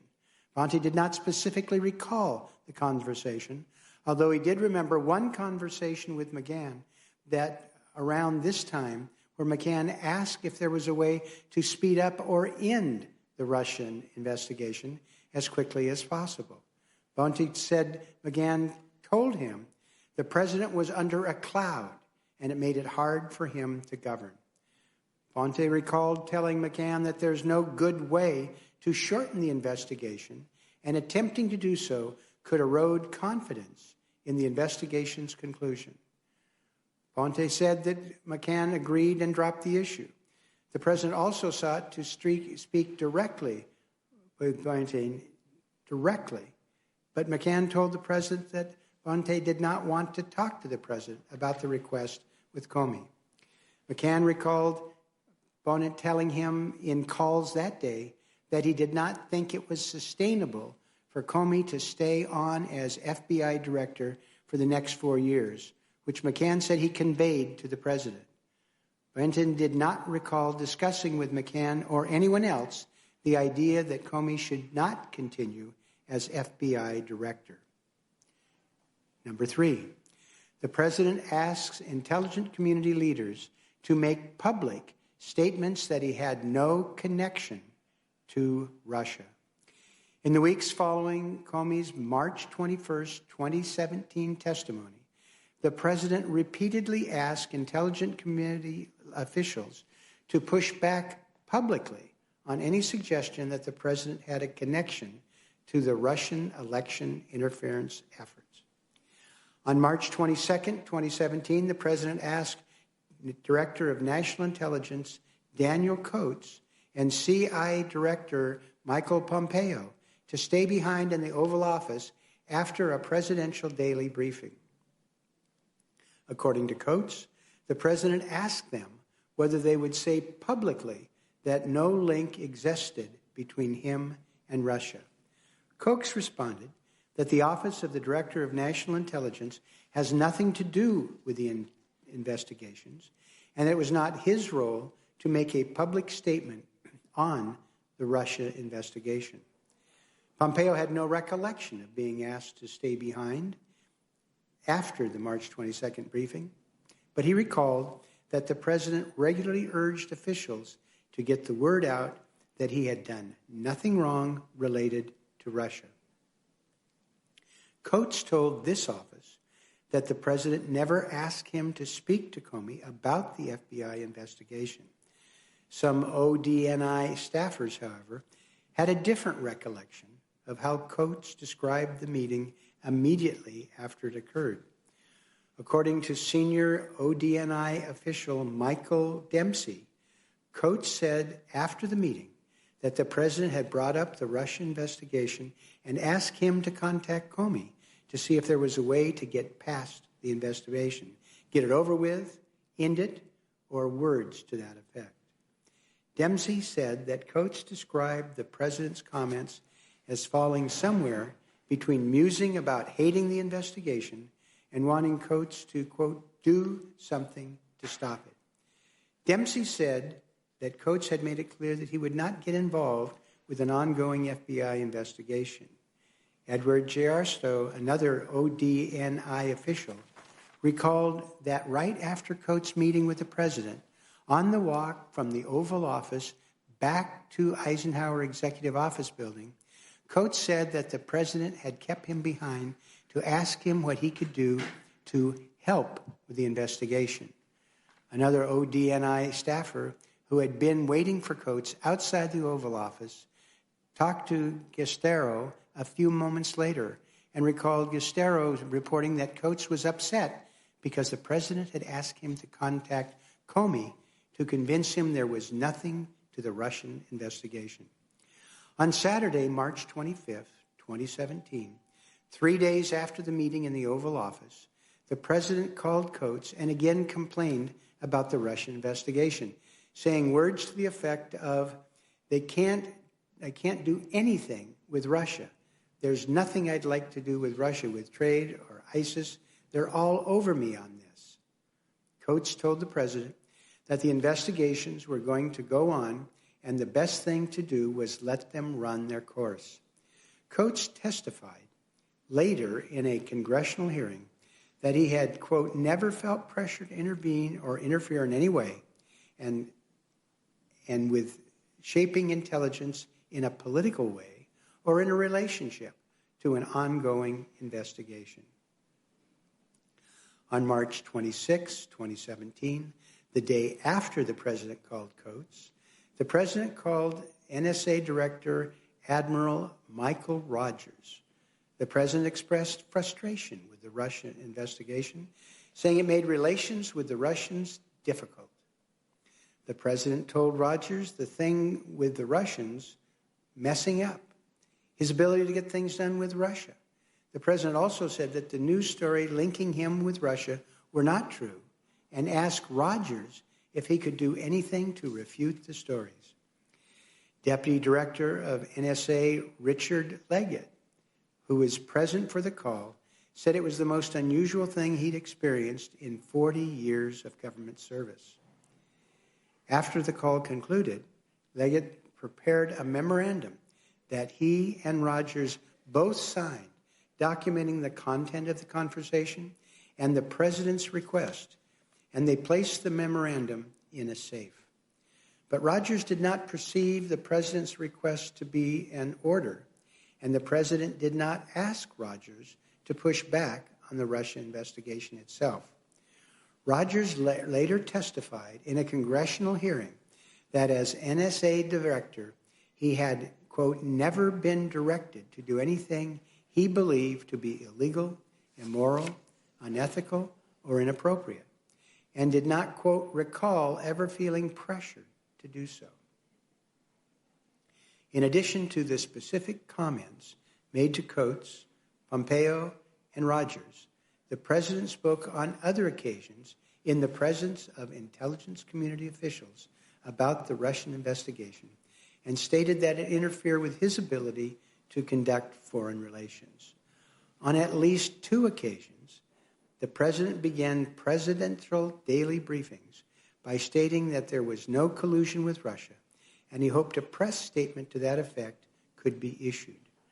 Pompeo recalled that the president vented about the investigation on multiple occasions, complaining that there was no evidence against him and that nobody would publicly defend him.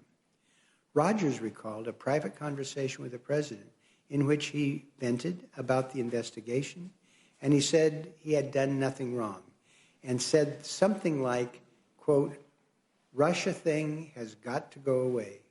Coates recalled the president bringing up the Russia investigation several times, and Coates said he finally told the president that Coates' job was to provide intelligence and not get involved with investigations. 4, the president asked Comey to lift the cloud created by the Russia investigation. On the morning of March 30th, 2017, the president reached out to Comey directly about the Russia investigation.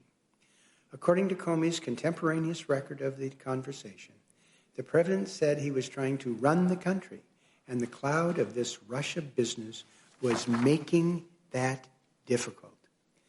The president asked Comey what could be done to lift the cloud. Comey explained that we're running it down as quickly as possible and that there would be great benefits if we didn't find anything to our good housekeeping seal of approval, but that we had to do our work. Comey also told the president that congressional leaders were aware that the FBI was not investigating the president personally. The president said several times, we need to get the facts out. The president commented that if there was some satellite, which Comey took to mean an associate of the president or the campaign, that did something, it would be good to find out, but that he himself had not done anything wrong, and he hoped Comey would find a way to get out that we weren't investigating him. After the call ended, Comey called Bonte and told him about the conversation and asked for guidance about how to respond, and said he was uncomfortable with direct contact with the president about the investigation.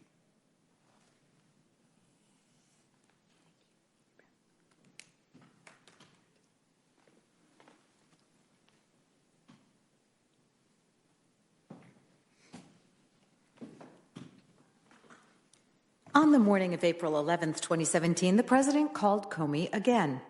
According to Comey's contemporaneous record of the conversation, the president said he was following up to see if Comey did what the president had asked last time, getting out that he personally is not under investigation.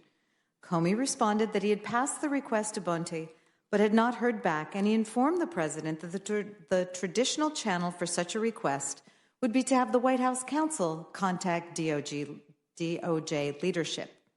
The president said that he would take that step. The president then added, because I have been very loyal to you, very loyal. We had that thing, you know.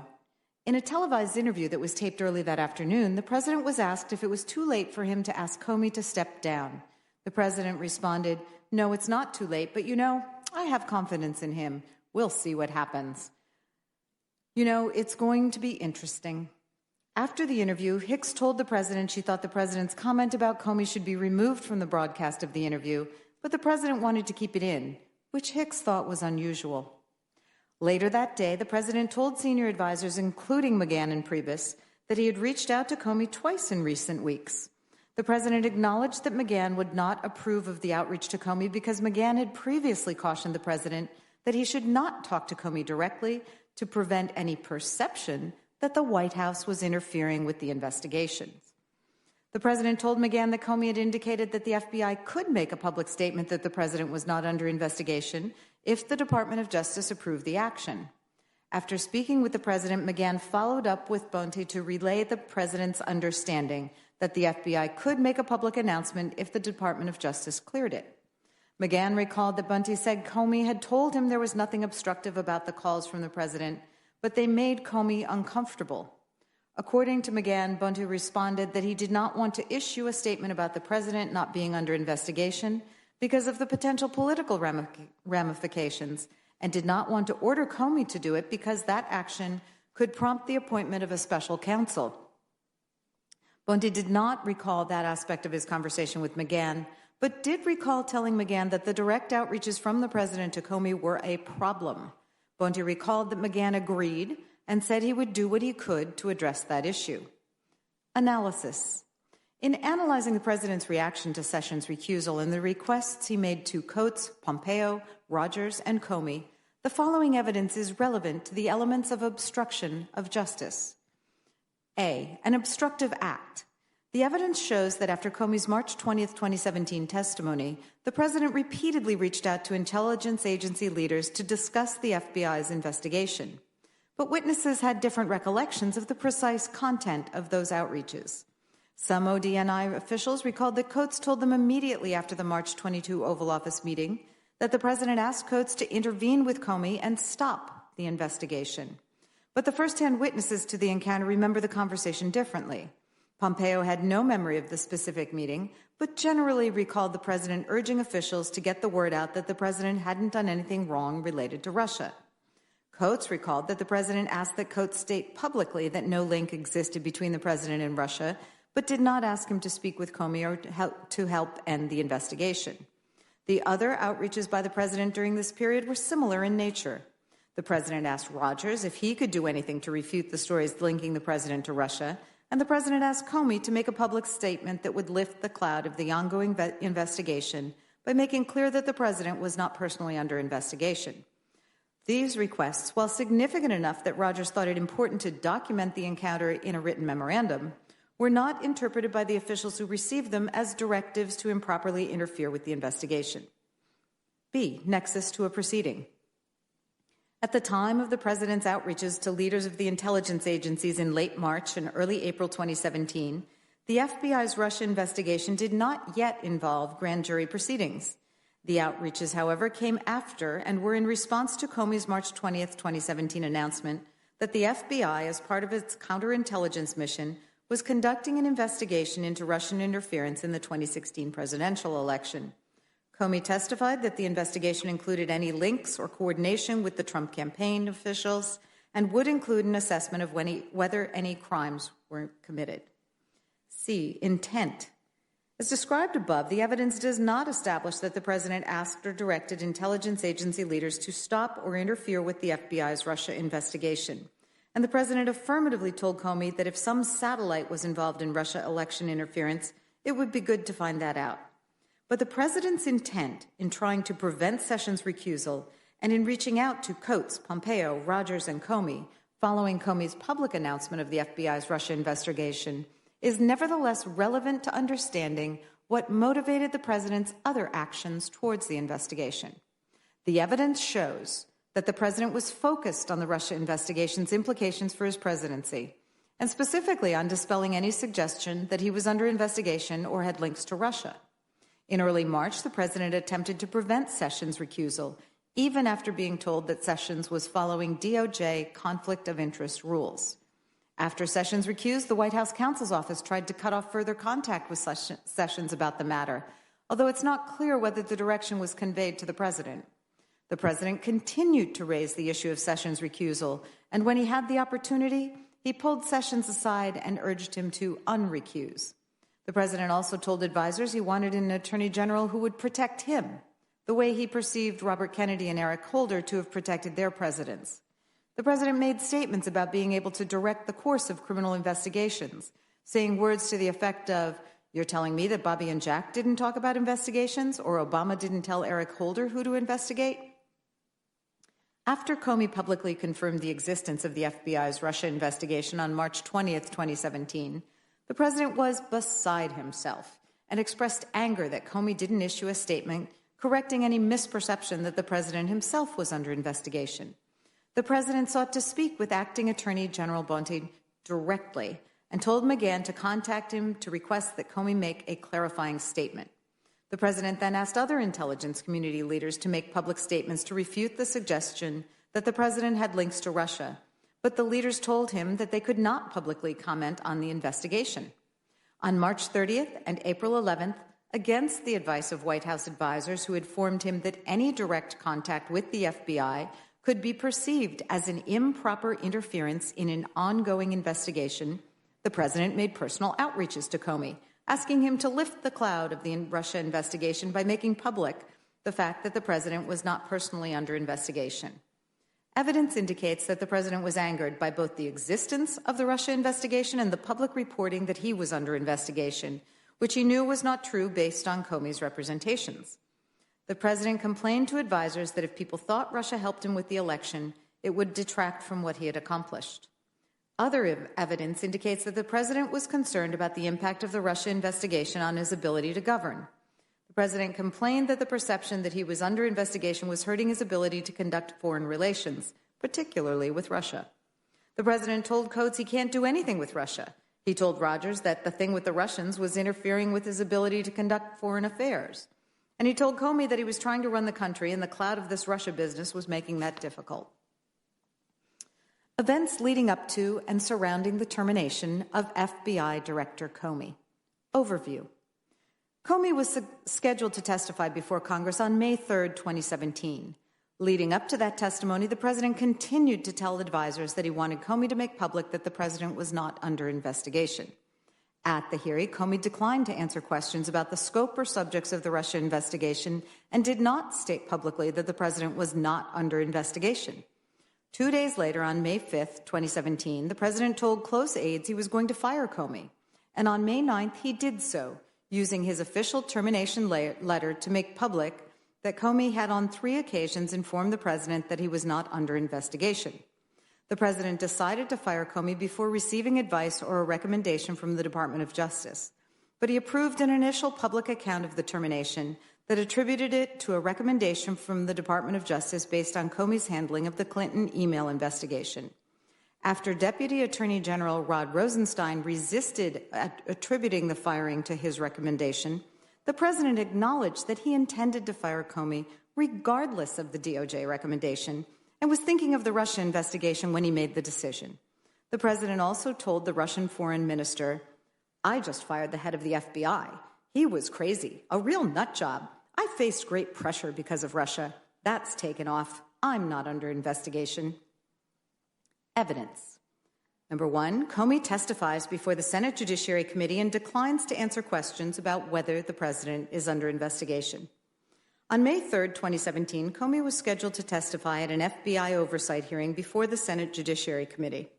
McGahn recalled that in the week leading up to the hearing, the president said that it would be the last straw if Comey did not take the opportunity to set the record straight by publicly announcing that the president wasn't under investigation. The president had previously told McGahn that the perception that the president was under investigation was hurting his ability to carry out his presidential duties and deal with foreign leaders. At the hearing, Comey declined to answer questions about the status of the Russia investigation, stating the Department of Justice had authorized him to confirm that the Russia investigation exists, but that he was not going to say another word about it until the investigation was completed. Comey also declined to answer questions about whether investigators had ruled out anyone in the Trump campaign as potentially a target of the criminal investigation, including whether the FBI had ruled out the President of the United States. Comey was also asked at the hearing about his decision to announce 11 days before the presidential election that the FBI was reopening the Clinton email investigation. Comey stated that it made him mildly nauseous to think that we might have had some impact on the election, but added that even in hindsight, he would make the same decision. He later repeated that he had no regrets about how he had handled the email investigation and believed that he had done the right thing at each turn. In the afternoon following Comey's testimony, the president met with McGahn, Sessions, and Sessions' Chief of Staff, Jody Hunt. At that meeting, the president asked McGahn how Comey had done in his testimony, and McGahn relayed that Comey had declined to answer questions about whether the president was under investigation. The president became very upset and directed his anger at Sessions. According to notes written by Hunt, the president said, "This is terrible, Jeff. It's all because you recused. AG is supposed to be most important appointment. Kennedy appointed his brother. Obama appointed Holder. I appointed you, and you recused yourself. You left me on an island. I can't do anything." The president said that the recusal was unfair and that it was interfering with his ability to govern and undermining his authority with foreign leaders. Sessions responded that he had no choice but to recuse, and it was a mandatory rather than a discretionary decision. Hunt recalled that Sessions also stated at some point during the conversation that a new start at the FBI would be appropriate and the president should consider replacing Comey as FBI director. According to Sessions, when the meeting concluded, it was clear that the president was unhappy with Comey, but Sessions didn't think the president had made the decision to terminate Comey. Bannon recalled that the president brought Comey up with him at least 8 times on May 3rd and May 4th, 2017. According to Bannon, the president said the same thing each time. "He told me 3 times I'm not under investigation. He's a showboater. He's a grandstander. I don't know any Russians. There was no collusion." Bannon told the president that he could not fire Comey because that ship had sailed. Bannon also told the president that firing Comey was not going to stop the investigation, cautioning him that he could fire the FBI director but could not fire the FBI. Number 2, the president makes the decision to terminate Comey. The weekend following Comey's May 3rd, 2017 testimony, the president traveled to his resort in Bedminster, New Jersey. At a dinner on Friday, May 5th, attended by the president and various advisors and family members, including Jared Kushner and senior advisor Stephen Miller, the president said that he wanted to remove Comey and had ideas for a letter that would be used to make the announcement. The president dictated arguments in specific language for the letter, and Miller took notes. As reflected in the notes, the president told Miller that the letter should start, "While I greatly appreciate you informing me that I'm not under investigation concerning what I have often stated as a fabricated story on the Trump-Russia relationship pertaining to the 2016 presidential election, please be informed that I believe the American public, including D's and R's, have lost faith in you as director of the FBI." Following the dinner, Miller prepared a termination letter based on these notes and research he conducted to support the president's arguments. Over the weekend, the president provided several rounds of edits on the draft letter. Miller said the president was adamant that he not tell anyone at the White House what they were preparing because the president was worried about leaks. In his discussions with Miller, the president made clear that he wanted the letter to open with a reference to him not being under investigation. Miller said he believed that fact was important to the president to show that Comey was not being terminated based on any such investigation. According to Miller, the president wanted to establish as a factual matter that Comey had been under a review period and did not have assurances from the president that he would be permitted to keep his job. The final version of the termination letter prepared by Miller and the president began in a way that closely tracked what the president had dictated to Miller at the May 5th dinner. "Dear Director Comey, while I greatly appreciate your informing me on 3 separate occasions that I am not under investigation concerning the fabricated and politically motivated allegations of a Trump-Russia relationship with respect to the 2016 presidential election, please be informed that I, along with members of both political parties and most importantly the American people, have lost faith in you as the director of the FBI and you are hereby terminated." The 4-page letter went on to critique Comey's judgment and conduct, including his May 3rd testimony before the Senate Judiciary Committee, his handling of the Clinton email investigation, and his failure to hold leakers accountable. The letter stated that Comey had asked the president at a dinner shortly after inauguration to let Comey stay on in the director's role, and the president said that he would consider it, but the president had concluded that he had no alternative but to find new leadership for the Bureau, a leader that restores confidence and trust. In the morning of Monday, May 8th, 2017, the president met in the Oval Office with senior advisors, including McGahn, Priebus, and Miller, and informed them that he had decided to terminate Comey. The president read aloud the first paragraphs of the termination letter he wrote with Miller and conveyed that the decision had been made and was not up for discussion. The president told the group that Miller had researched the issue and determined the president had the authority to terminate Comey without cause. In an effort to slow down the decision-making process, McGahn told the president that DOJ leadership was currently discussing Comey's status. and suggested that White House counsel's office attorneys should talk with Sessions and Rod Rosenstein, who had recently been confirmed as the Deputy Attorney General. McGahn said that previously scheduled meetings with Sessions and Rosenstein that day would be an opportunity to find out what they thought about firing Comey. At noon, Sessions, Rosenstein, and Hunt met with McGahn and White House counsel's office attorney Uttam Dhillon at the White House. McGahn said that the president had decided to fire Comey and asked for Sessions and Rosenstein's views. Sessions and Rosenstein criticized Comey and did not raise concerns about replacing him. McGahn and Dhillon said that the president's decision to fire Comey was not McGahn and Dhillon said that the fact that neither Sessions nor Rosenstein objected to replacing Comey gave them peace of mind that the president's decision to fire Comey was not an attempt to obstruct justice. An Oval Office meeting was scheduled later that day so that Sessions and Rosenstein could discuss the issue with the president. At around 5 p.m., the president and several White House officials met with Sessions and Rosenstein to discuss Comey. The president told the group that he had watched Comey's May 3 testimony over the weekend and thought that something was not right with Comey. The president said that Comey should be removed and asked Sessions and Rosenstein for their views. Hunt, who was in the room, recalled that Sessions responded that he had previously recommended that Comey be replaced. McGahn and Dhillon said Rosenstein described his concerns about Comey's handling of the Clinton email investigation. The president then distributed copies of the termination letter he had drafted with Mueller, and the discussion turned to the mechanics of how to fire Comey and whether the president's letter should be used. McGahn and Dhillon urged the president to permit Comey to resign, but the president was adamant that he be fired. The group discussed the possibility that Rosenstein and Sessions could provide a recommendation in writing that Comey should be removed. The president agreed and told Rosenstein to draft a memorandum, but said he wanted to receive it first thing the next morning. Hunt's notes reflect that the president told Rosenstein to include in his recommendation the fact that Comey had refused to confirm that the president was not personally under investigation. According to notes taken by a senior DOJ official of Rosenstein's description of his meeting with the president said, "Put the Russia stuff in the memo." Rosenstein responded that the Russia investigation was not the basis of his recommendation, so he did not think Russia should be mentioned. The president told Rosenstein he would appreciate it if Rosenstein put it in his letter anyway. When Rosenstein left the meeting, he knew that Comey would be terminated, and he told DOJ colleagues that his own reasons for replacing Comey were not the president's reasons. On May 9th, Hunt delivered to the White House a letter from Sessions recommending Comey's removal and a memorandum from Rosenstein addressed to the Attorney General titled Restoring Public Confidence in the FBI.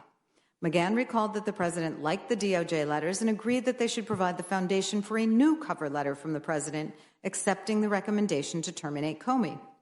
Notes taken by Donaldson on May 9th reflected the view of the White House counsel's office that the president's original termination letter should not see the light of day, and that would be better to offer no other rationales for the finding than what was in Rosenstein's and Sessions' memoranda. The president asked Mueller to draft a new termination letter and directed Mueller to say in the letter that Comey had informed the president 3 times that he was not under investigation. McGahn, Priebus, and Dhillon objected to including that language, but the president insisted that it be included. McGahn, Priebus, and others perceived that language to be the most important part of the letter to the president. Dhillon made a final pitch to the president that Comey should be permitted to resign, but the president refused. Around the time the president's letter was finalized, Priebus summoned Spicer and the press team to the Oval Office, where they were told that Comey had been terminated for the reasons stated in the letters by Rosenstein and Sessions. To announce Comey's termination, the White House released a statement which Priebus thought had been dictated by the president.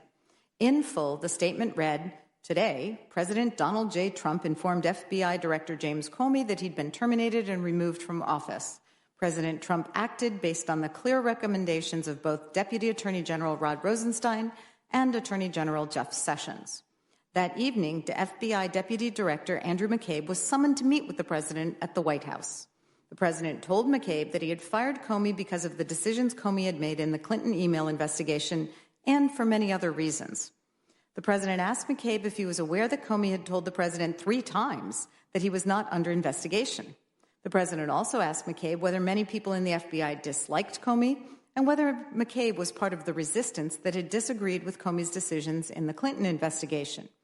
McCabe told the president that he knew Comey had told the president he was not under investigation, that most people in the FBI felt positively about Comey, and that McCabe worked very closely with Comey and was part of all the decisions that had been made in the Clinton investigation. Later that evening, the president told his communications team he was unhappy with the press coverage of Comey's termination and ordered them to go out and defend him. The president also called Chris Christie, and according to Christie, said he was getting killed in the press over Comey's termination. The president asked what he should do. Christie asked, "Did you fire Comey because of what Rod wrote in the memo?" And the president responded, "Yes." Christie said that the president should get Rod out there and have him defend the decision. The president told Christie this was a good idea and he was going to call Rosenstein right away. That night, the White House press office called the Department of Justice and said that the White House wanted to put out a statement saying that it was Rosenstein's idea to fire Comey. Rosenstein told other DOJ officials that he would not participate in putting out a false story. The president then called Rosenstein directly and said he was watching Fox News, that the coverage had been great, and that he wanted Rosenstein to do a press conference. Rosenstein responded this was not a good idea because if the press asked him, he would tell the truth that Comey's firing was not his idea. Sessions also informed the White House counsel's office that evening that Rosenstein was upset that his memorandum was being portrayed as the reason for Comey's termination. In an unplanned press conference late in the evening of May 9, 2017, Spicer told reporters it was all Rosenstein, no one from the White House. It was a DOJ decision. That evening and the next morning, White House officials and spokespeople continued to maintain that the president's decision to terminate Comey was driven by the recommendations the president received from Rosenstein and Sessions. In the morning of May 10, 2017, President Trump met with the Russian Foreign Minister Sergei Lavrov and Russian Ambassador Sergei Kislyak in the Oval Office. The media subsequently reported that during the May 10 meeting, the president brought up his decision the prior day to terminate Comey, telling Lavrov and Kislyak, "I just fired the head of the FBI. He was crazy, a real nut job. I faced great pressure because of Russia. That's taken off. I'm not under investigation." The president never denied making those statements, and the White House did not dispute the account, instead issuing a statement that said, "By grandstanding and politicizing the investigation into Russia's actions, James Comey created unnecessary pressure on our ability to engage and negotiate with Russia. The investigation would have always continued, and obviously the termination of Comey would not have ended it. Once again, the real story is that our national security has been undermined by the leaking of private and highly classified information." Hicks said that when she told the president about the reports on his meeting with Lavrov, he didn't look concerned and said of Comey, "He is crazy." When McGahn asked the president about his comments to Lavrov, the president said it was good that Comey was fired because that took the pressure off by making it clear that he was not under investigation so he could get more work done. That same morning, on May 10, 2017, the president called McCabe. According to a memorandum McCabe wrote following the call, the president asked McCabe to come over to the White House to discuss whether the president should visit FBI headquarters and make a speech to employees. The president said he had received hundreds of messages from FBI employees indicating their support for terminating Comey. The president also told McCabe that Comey should not have been permitted to travel back to Washington, D.C. on the FBI's airplane after he'd been terminated, and he didn't want Comey in the building again, even to collect his belongings. When McCabe met with the president that afternoon, the president, without prompting, told McCabe that people in the FBI loved the president, estimated that at least 80% of the FBI had voted for him, and asked McCabe who he had voted for in the 2016 presidential election. In the afternoon of May 10, 2017, Deputy Press Secretary Sarah Sanders spoke to the president about his decision to fire Comey and then spoke to reporters in a televised press conference. Sanders told reporters that the president, the Department of Justice, and bipartisan members of Congress had lost confidence in Comey, and most importantly, the rank and file of the FBI had lost confidence in their director. Accordingly, the president accepted the recommendation of his Deputy Attorney General to remove James Comey from his position. In response to questions from reporters, Sanders said that Rosenstein decided on his own to review Comey's performance and that Rosenstein decided on his own to come to the president on Monday, May 8th, to express his concerns about Comey. When a reporter indicated that the vast majority of FBI agents supported Comey, Sanders said, "Look, we've heard from countless members of the FBI that say very different things." Following the press conference, Sanders spoke to the president, who told her she did a good job and did not point out any inaccuracies in her comments. Sanders told this office that her reference to the hearing from countless members of the FBI was a slip of the tongue. She also recalled that her statement in a separate press interview that rank-and-file FBI agents had lost confidence in Comey was a comment she made in the heat of the moment that was not founded on anything. Also on May 10, 2017, Sessions and Rosenstein each spoke to McGahn and expressed concern that the White House was creating a narrative that Rosenstein had initiated the decision to fire Comey. The White House counsel's office agreed that it was factually wrong to say that the Department of Justice had initiated Comey's termination, and McGahn asked attorneys in the White House counsel's office to work with the press office to correct the narrative. The next day, on May 11, 2017, the president participated in an interview with Lester Holt. The president told White House counsel's office attorneys in advance of the interview that the communications team could not get the story right, so he was going on Lester Holt to say what really happened. During the interview, the president stated that he'd made the decision to fire Comey before the president met with Rosenstein and Sessions. The president told Holt, "I was going to fire regardless of recommendation. Rosenstein made a recommendation, but regardless of recommendation, I was going to fire Comey knowing there was no good time to do it." The president continued, "And in fact, when I decided to just do it, I said to myself, this Russia thing with Trump and Russia is a made-up story. It's an excuse by the Democrats for having lost an election that they should have won." In response to a question about whether he was angry with Comey about the Russia investigation, the president said, "As far as I'm concerned, I want that thing to be absolutely done properly." The president added that he realized his termination of Comey probably maybe will confuse people, with the result that it might even lengthen out the investigation. But he had to do the right thing for the American people, and Comey was the wrong man for the position. The president described Comey as a showboat and a grandstander and said that the FBI has been in turmoil, and said he wanted to have a really competent, capable director. The president affirmed that he expected the new FBI director to continue the Russia investigation. On the evening of May 11, 2017, following the Lester Holt interview, the president tweeted, "Russia must be laughing up their sleeves watching as the U.S. tears itself apart over a Democrat excuse for losing the election." The same day, the media reported that the president had demanded that Comey pledge his loyalty to the president in a private dinner shortly after being sworn in. Late in the morning of May 12, 2017, the president tweeted, "Again, the story that there was collusion between the Russians and Trump campaign was fabricated by Dems as an excuse for losing the election." The president also tweeted, "James Comey better hope there are no tapes of our conversations before he starts leaking to the press," and "Where James Clapper himself and virtually everyone else with knowledge of the witch hunt says there is no collusion, when does it end?" Analysis. In analyzing the president's decision to fire Comey, the following evidence is relevant to the elements of obstruction of justice. Obstructive act. The act of firing Comey removed the individual overseeing the FBI's Russia investigation.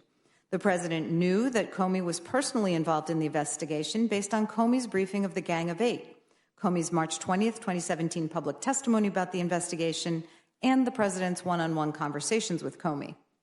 Firing Comey would qualify as an obstructive act if it had the natural and probable effect of interfering with or impeding the investigation.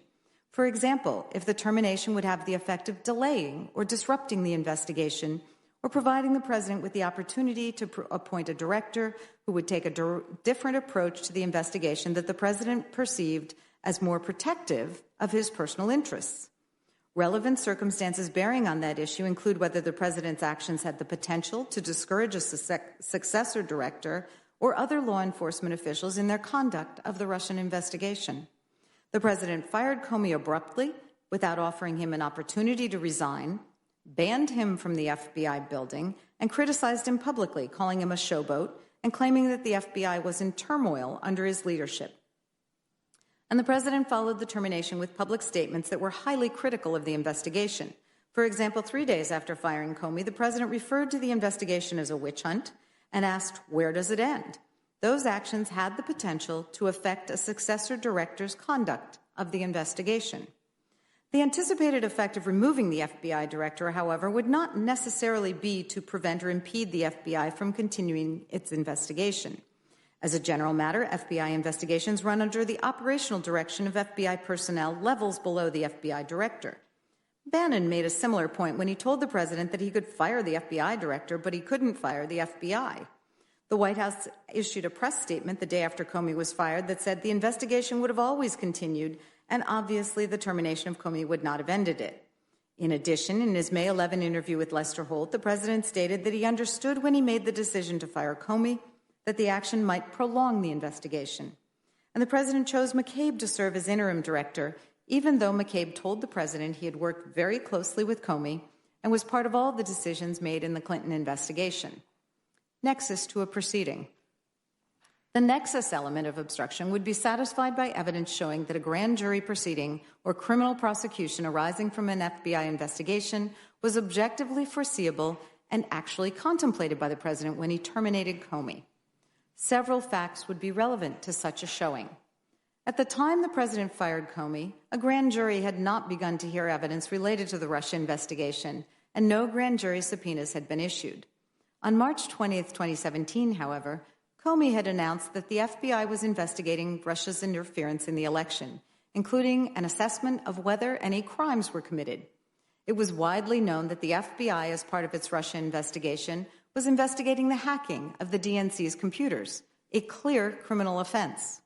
In addition, at the time the president fired Comey, evidence indicates that the president knew that Flynn was still under criminal investigation and could potentially be prosecuted, despite the president's February 14, 2017 request that Comey let Flynn go.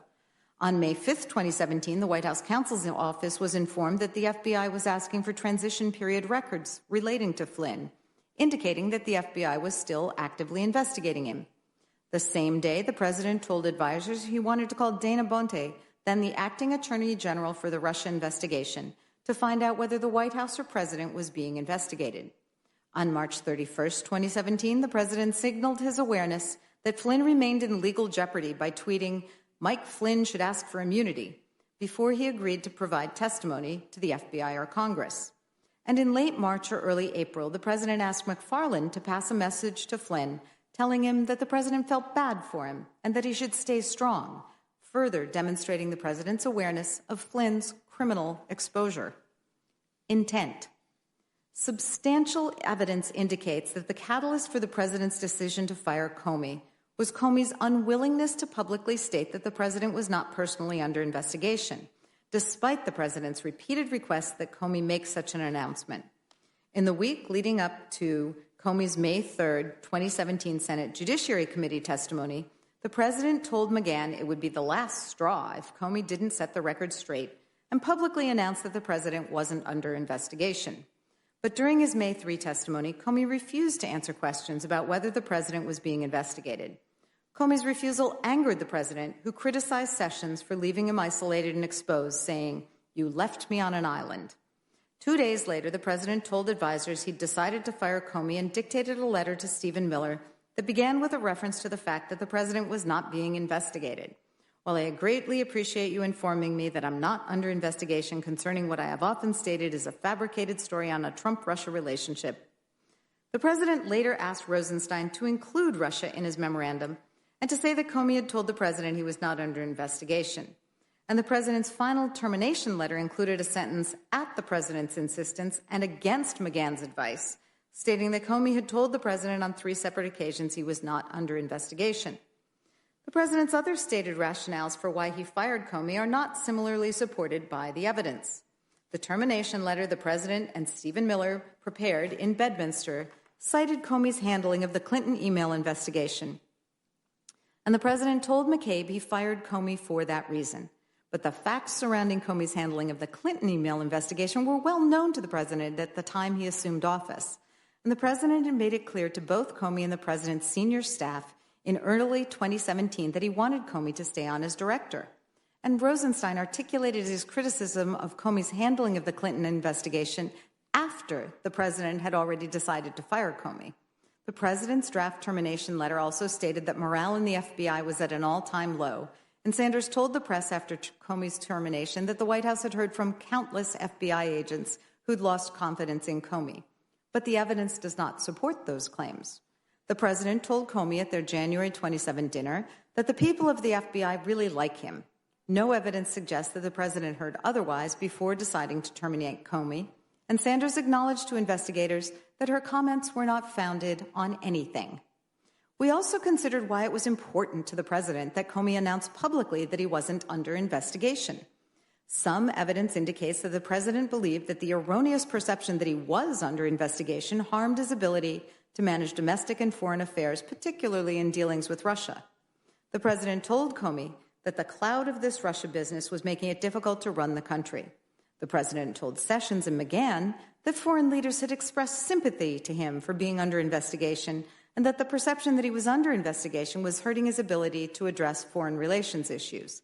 The president complained to Rogers that the thing with the Russians was messing up his ability to get things done with Russia, and told Coates, "I can't do anything with Russia. There's things I'd like to do with Russia, with trade, with ISIS. They're all over me with this." The president also may have viewed Comey as insubordinate for his failure to make clear in the May 3rd testimony that the president was not under investigation. Other evidence, however, indicates that the president wanted to protect himself from an investigation into the campaign. The day after learning about the FBI's interview of Flynn, the president had a one-on-one dinner with Comey against the advice of senior aides and told Comey he needed Comey's loyalty. When the president later asked Comey for a second time to make public that he was not under investigation, he brought up loyalty again, saying, "Because I have been very loyal to you, very loyal. We had that thing, you know." After the president learned of Sessions' recusal from the Russia investigation, the president was furious and said that he wanted an attorney general who would protect him the way he perceived Robert Kennedy and Eric Holder to have protected their presidents. The president also said he wanted to be able to tell his attorney general who to investigate. In addition, the president had a motive to put the FBI's Russia investigation behind him.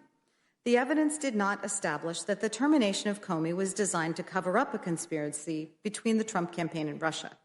As described in Volume 1, the evidence uncovered in the investigation did not establish that the president or those close to him were involved in the charged Russian computer hacking or active measure conspiracies, or that the president otherwise had an unlawful relationship with any Russian official.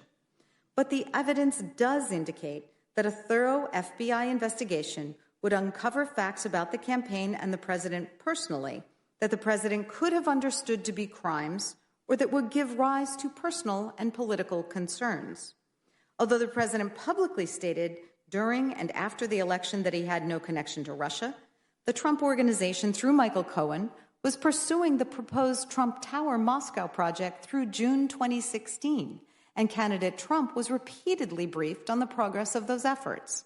In addition, some witnesses said that Trump was aware that, read action, at a time when public reports stated that the Russian intelligence officials were behind the hacks and that Trump privately sought information about future WikiLeaks releases.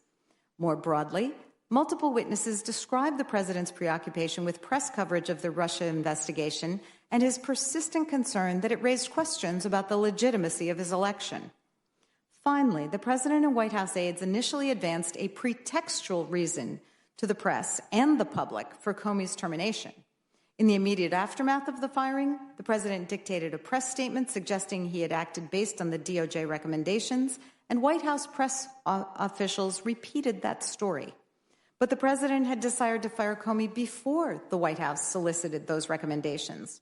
Although the president ultimately acknowledged that he was going to fire Comey regardless of the Department of Justice's recommendations, he did so only after DOJ officials made clear to him that they would resist the White House suggestion that they had prompted the process that led to Comey's termination. The initial reliance on a pretextual justification could support an inference that the president had concerns about providing the real reason for the firing, although the evidence does not resolve whether those concerns were personal, political, or both. E, the president's efforts to remove the special counsel. The acting attorney general appointed a special counsel on May 17, 2017, prompting the president to state that it was the end of his presidency and that Attorney General Sessions had failed to protect him and should resign. Sessions submitted his resignation, which the president ultimately did not accept. The president told senior advisors that the special counsel had conflicts of interest, but they responded that those claims were ridiculous and posed no obstacle to the special counsel's service. Department of Justice ethics officials similarly cleared the special counsel's service. On June 14, 2017, the press reported that the president was being personally investigated for obstruction of justice, and the president responded with a series of tweets criticizing the special counsel's investigation. That weekend, the president called McGahn and directed him to have the special counsel removed because of asserted conflicts of interest. McGahn did not carry out the instruction for fear of being seen as triggering another Saturday night massacre and instead prepared to resign. McGahn ultimately did not quit, and the president did not follow up with McGahn on his request to have the special counsel removed. Evidence. Number 1, the appointment of the special counsel and the president's reaction. On May 17, 2017, Acting Attorney General appointed Robert S. Mueller III as special counsel and authorized him to conduct the Russia investigation and matters that arose from the investigation. The president learned of the special counsel's appointment from Sessions, who was with the president, Hunt, and McGahn, conducting interviews for a new FBI director. Sessions stepped out of the Oval Office to take a call from Rosenstein, who told him about the special counsel appointment, and Sessions then returned to inform the president of the news. According to notes written by Hunt, when Sessions told the president that a special counsel had been appointed, the president slumped back in his chair and said, and I quote, "Oh my God, this is terrible. This is the end of my presidency. I'm fucked." End quote. The president became angry and lambasted the attorney general for his decision to recuse from the investigation, stating, "How could you let this happen, Jeff?"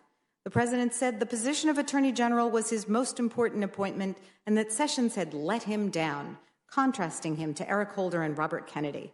Sessions recalled that the president said to him, "You were supposed to protect me," or words to that effect. The president returned to the consequences of the appointment and said, quote, "Everyone tells me if you get one of those independent counsels, it ruins your presidency. It takes years and years and I won't be able to do anything. This is the worst thing that ever happened to me." End quote. The president then told Sessions he should resign as attorney general. Sessions agreed to submit his resignation and left the Oval Office.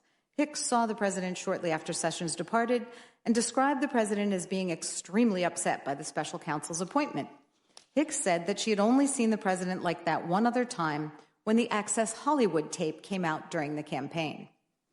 The next day, May 18, 2017, FBI agents delivered to McGahn a preservation notice that discussed an investigation related to Comey's termination and directed the White House to preserve all relevant documents. When he received the letter, McGahn issued a document hold to White House staff and instructed them not to send out any burn bags over the weekend while he sorted things out. Also on May 18, Sessions finalized a resignation letter that stated, "Pursuant to our conversation of yesterday and at your request, I hereby offer my resignation." Sessions, accompanied by Hunt, brought the letter to the White House and handed it to the president. The president put the resignation letter in his pocket and asked Sessions several times whether he wanted to continue serving as Attorney General. Sessions ultimately told the president he wanted to stay, but it was up to the president. The president said he wanted Sessions to stay.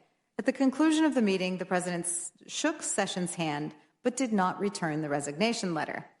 When Priebus and Bannon learned that the president was holding on to Sessions' resignation letter, they became concerned that it could be used to influence the Department of Justice.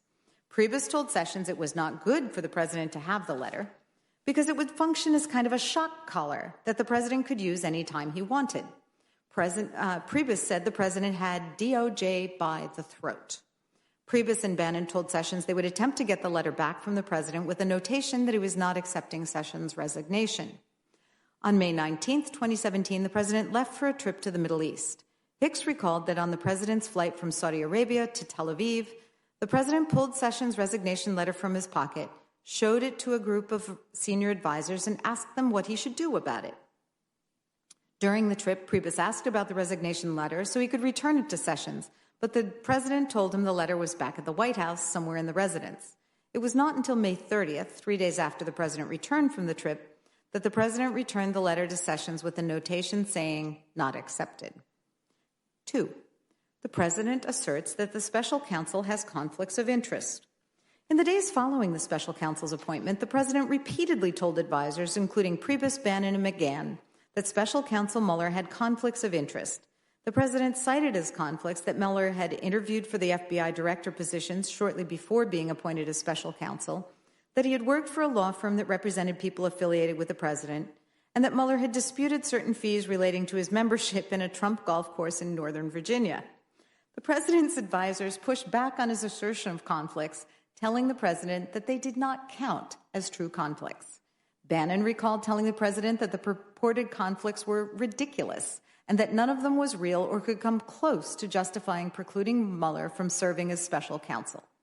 As for Mueller's interview for FBI director, Bannon recalled that the White House had invited Mueller to speak to the president to offer a perspective on the institution of the FBI.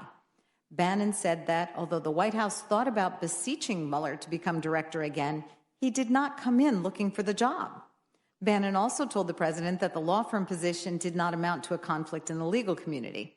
And Bannon told the president that the golf club dispute did not rise to the level of a conflict, and claiming one was ridiculous and petty. The president did not respond when Bannon pushed back on the stated conflicts of interest.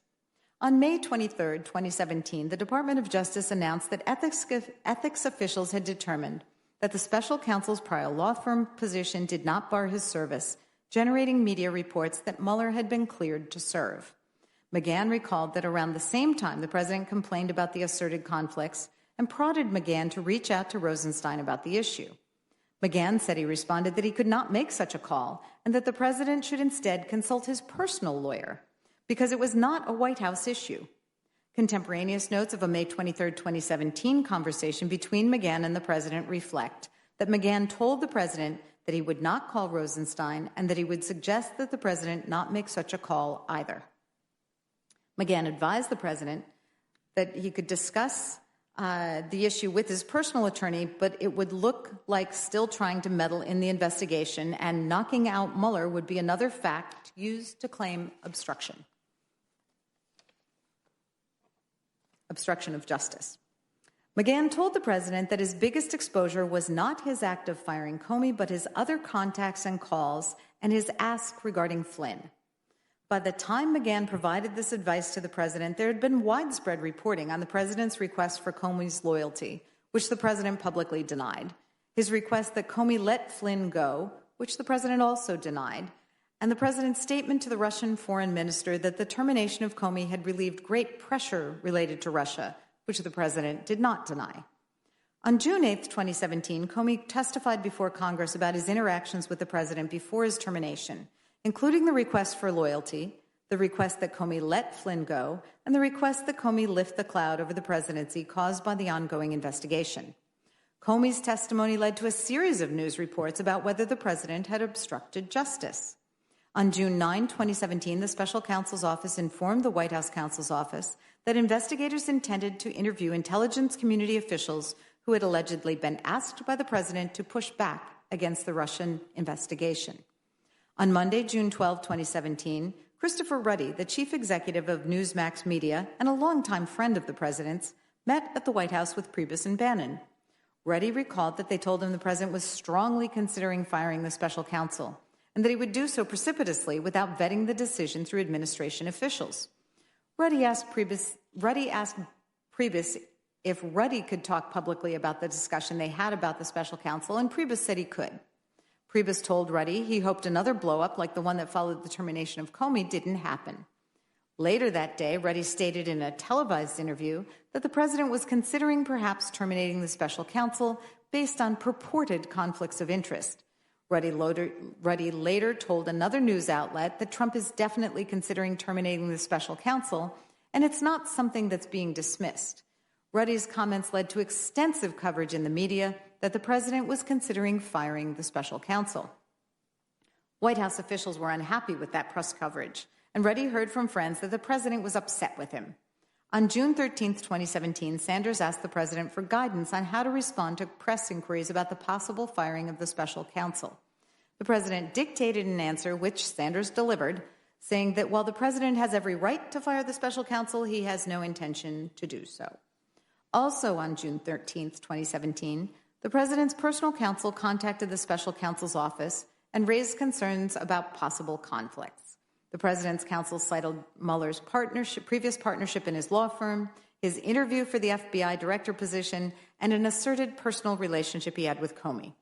The same day, Rosenstein had testified publicly before Congress and said he saw no evidence of good cause to terminate the special counsel, including for conflicts of interest.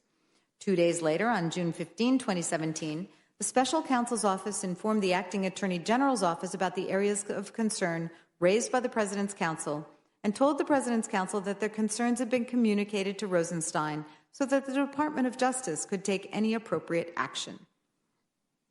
Number 3, the press reports that the president is being investigated for obstruction of justice, and the president directs the White House counsel to have the special counsel removed.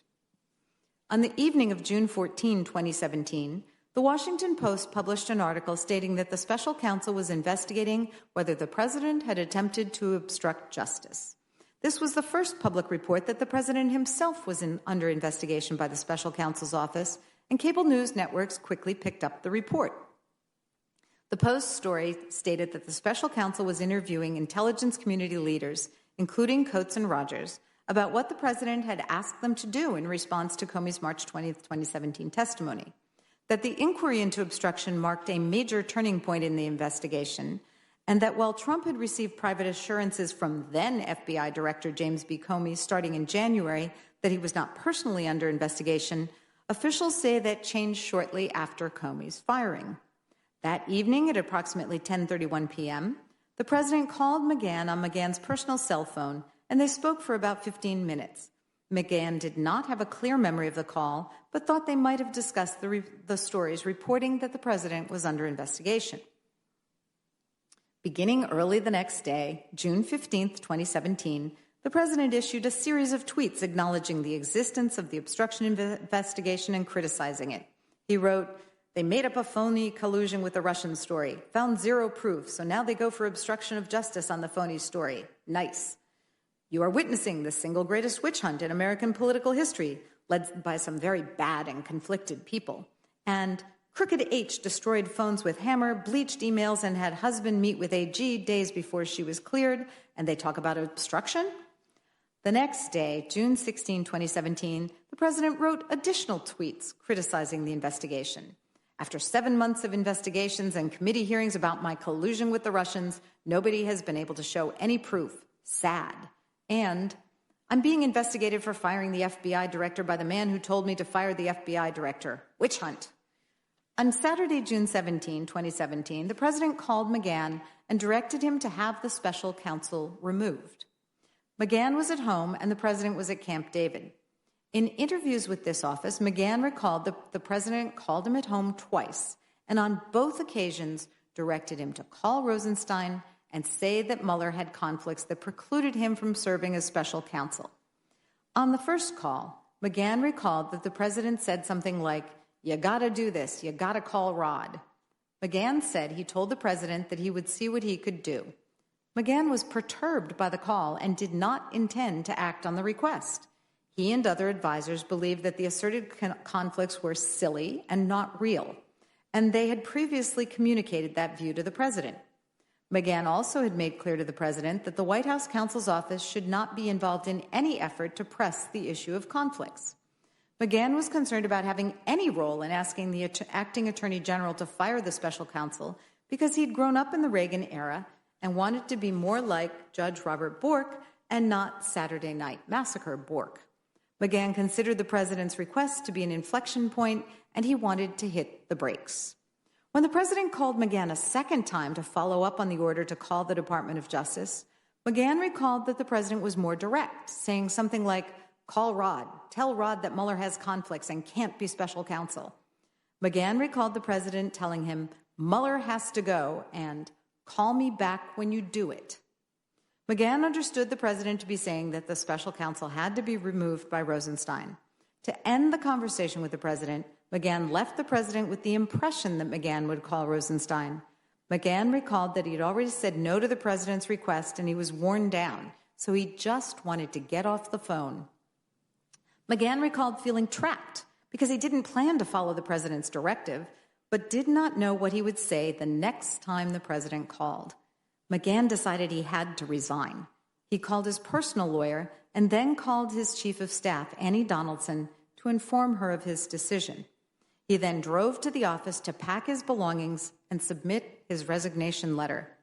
Donaldson recalled that McGahn told her the president had called and demanded that he contact the Department of Justice and that the president wanted him to do something that McGahn did not want to do. McGahn told Donaldson that the president had called at least twice and in one of the calls asked, "Have you done it?" McGahn did not tell Donaldson the specifics of the president's request because he was consciously trying not to involve her in the investigation, but Donaldson inferred that the president's directive was related to the Russia investigation. Donaldson prepared to resign along with McGahn. That evening, McGahn called both Priebus and Bannon and told them that he intended to resign.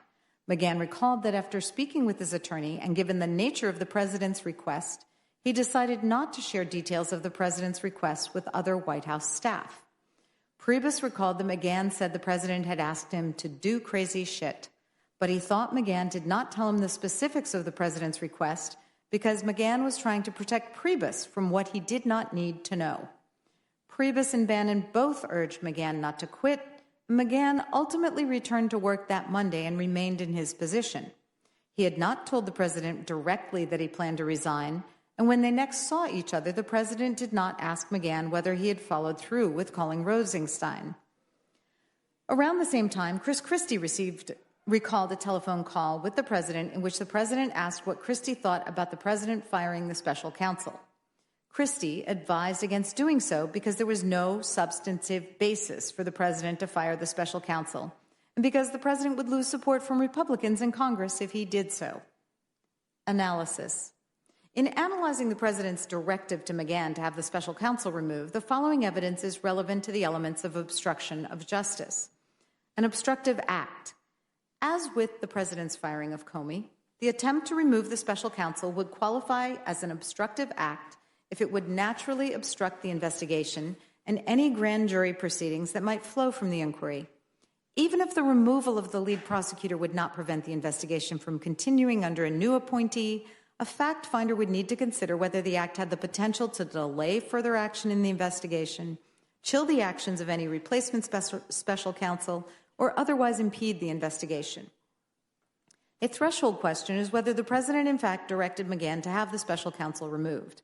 After news organizations reported that in June 2017 the president had ordered McGahn to have the special counsel removed, the president publicly disputed those accounts and privately told McGahn he'd simply wanted McGahn to bring conflicts of interest to the Department of Justice's attention.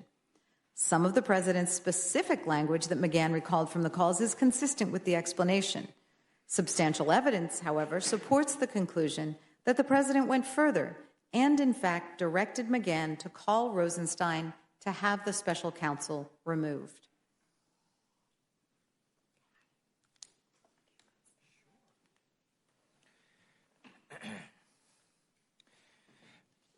Representative Mary Gay Scallon is awesome. Sorry, that's not a report. I just did an ad lib. I'm going to read the report now. First, McGahn's clear recollection was that the president directed him to tell Rosenstein not only that conflicts existed, but also that Mueller has to go. McGahn is a credible witness with no motive to lie or exaggerate given the position he held in the White House. McGahn spoke with the president twice and understood the directive the same way both times, making it unlikely that he misheard or misinterpreted the president's request. In response to that request, McGahn decided to quit because he did not want to participate in events that he described as akin to the Saturday night massacre. I'm just going to read that again. In response to that request, McGahn decided to quit because he did not want to participate in events that he described as akin to the Saturday night massacre. He called his lawyer, drove to the White House, packed up his office, prepared to submit a resignation letter with his chief of staff, told Priebus that the president had asked him to do crazy shit, and informed Priebus and Bannon that he was leaving. I'm going to read that phrase again. Told Priebus that the president had asked him to do crazy shit, and informed Priebus and Bannon that he was leaving. Those acts would be a highly unusual reaction to a request to convey information to the Department of Justice. Second, in the days before the calls to McGahn, the president, through his counsel, had already brought their asserted conflicts to the attention of the Department of Justice. Accordingly, the president had no reason to have McGahn call Rosenstein that weekend to raise conflicts issues that already had been raised.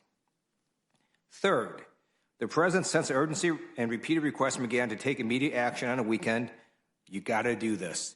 You got to call Rod. Supported McCann's recollection that the president wanted the Department of Justice to take action to remove the special counsel. Had the president instead sought only to have the Department of Justice re-examine asserted conflicts to evaluate whether they pose an ethical bar, it would have been unnecessary to set the process in motion on Saturday and to make repeated calls to McGahn. Finally, the president had discussed knocking out Mueller and raised conflicts of interest in a May 23, 2017 call with McGahn, reflecting that the president connected the conflicts to a plan to remove the special counsel.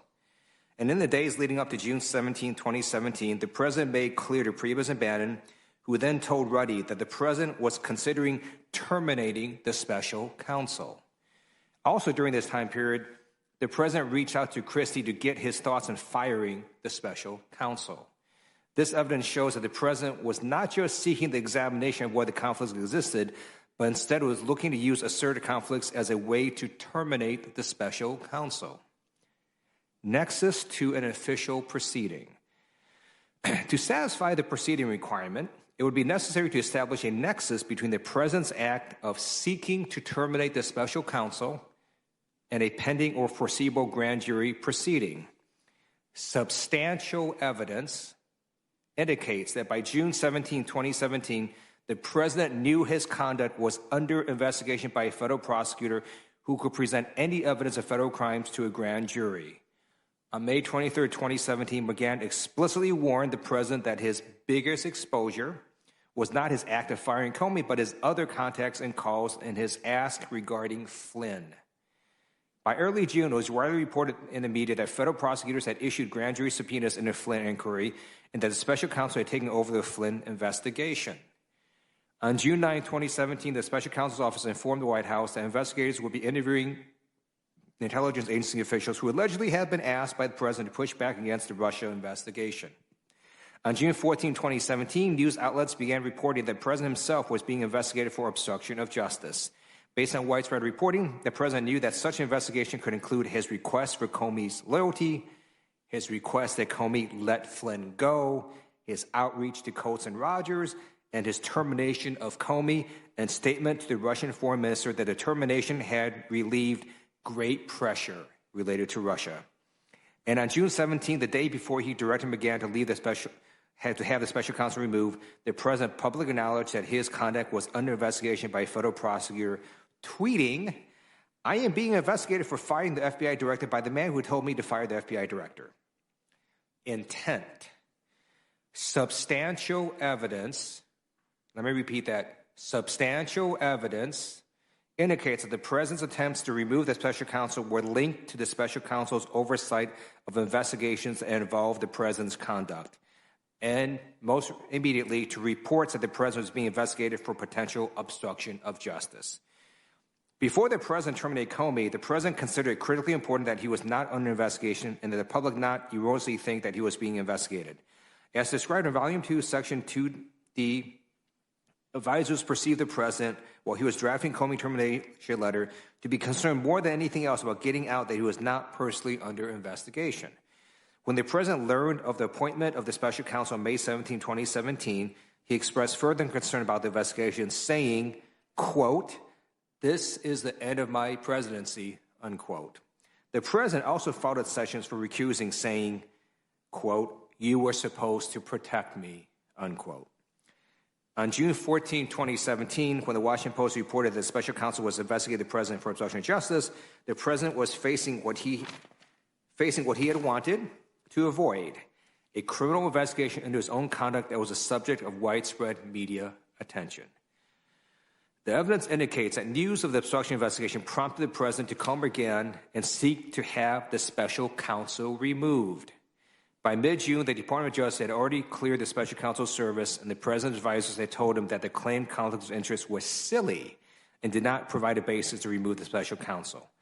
On June 13, 2017, the acting attorney general testified before Congress that no good cause for removing the special counsel existed, and the president dictated a press statement to Sanders saying he had no intention of firing the special counsel.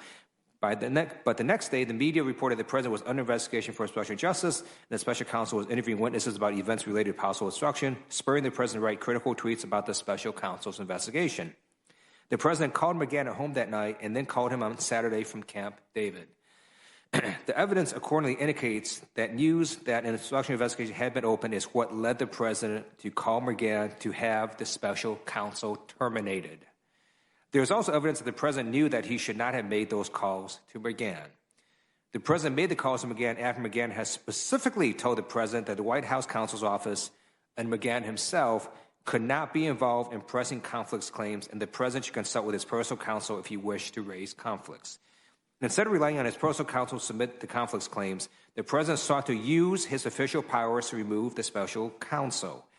I'm going to read that sentence again. Instead of relying on his personal counsel to submit the conflicts claims, the president sought to use his official powers to remove the special counsel. And after the media reported on the president's actions, he denied that he ever ordered McGahn to have the special counsel terminated and made repeated efforts to have McGahn deny this story, as discussed in Volume 2, Section 2.I.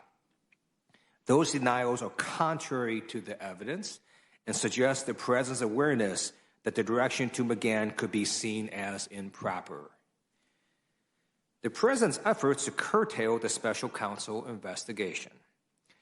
2 days after the president directed McGahn to have the special counsel removed, the president made another attempt to affect the course of the Russia investigation. On June 19, 2017, the president met one-on-one with Corey Lewandowski in the Oval Office and dictated a message to be delivered to Attorney General Sessions that would have had the effect of limiting the Russia investigation to future election interference only. 1 month later, the president met again with Lewandowski and followed up on the request to have Sessions limit the scope of the Russia investigation. Lewandowski told the president the message would be delivered soon. Hours later, the president publicly criticized Sessions in an unplanned press interview, raising questions about Sessions' job security. The president asked Corey Lewandowski to deliver a message to Sessions to curtail the special counsel investigation. On June 19, 2017, 2 days after the president directed McGahn to have the special counsel removed, the president met one-on-one in the Oval Office with his former campaign manager, Corey Lewandowski. Senior White House advisors described Lewandowski as a devotee of the president and said the relationship between the president and Lewandowski was close. During the June 19th meeting, Lewandowski recalled that after some small talk, the president brought up Sessions and criticized his recusal from the Russia investigation. The president told Lewandowski that Sessions was weak and that if the president had known about the likelihood of recusal in advance, he would not have appointed Sessions. The president then asked Lewandowski to deliver a message to Sessions and said, "Write this down." This was the first time the president had asked Lewandowski to take dictation, and Lewandowski wrote as fast as possible to make sure he captured the content correctly.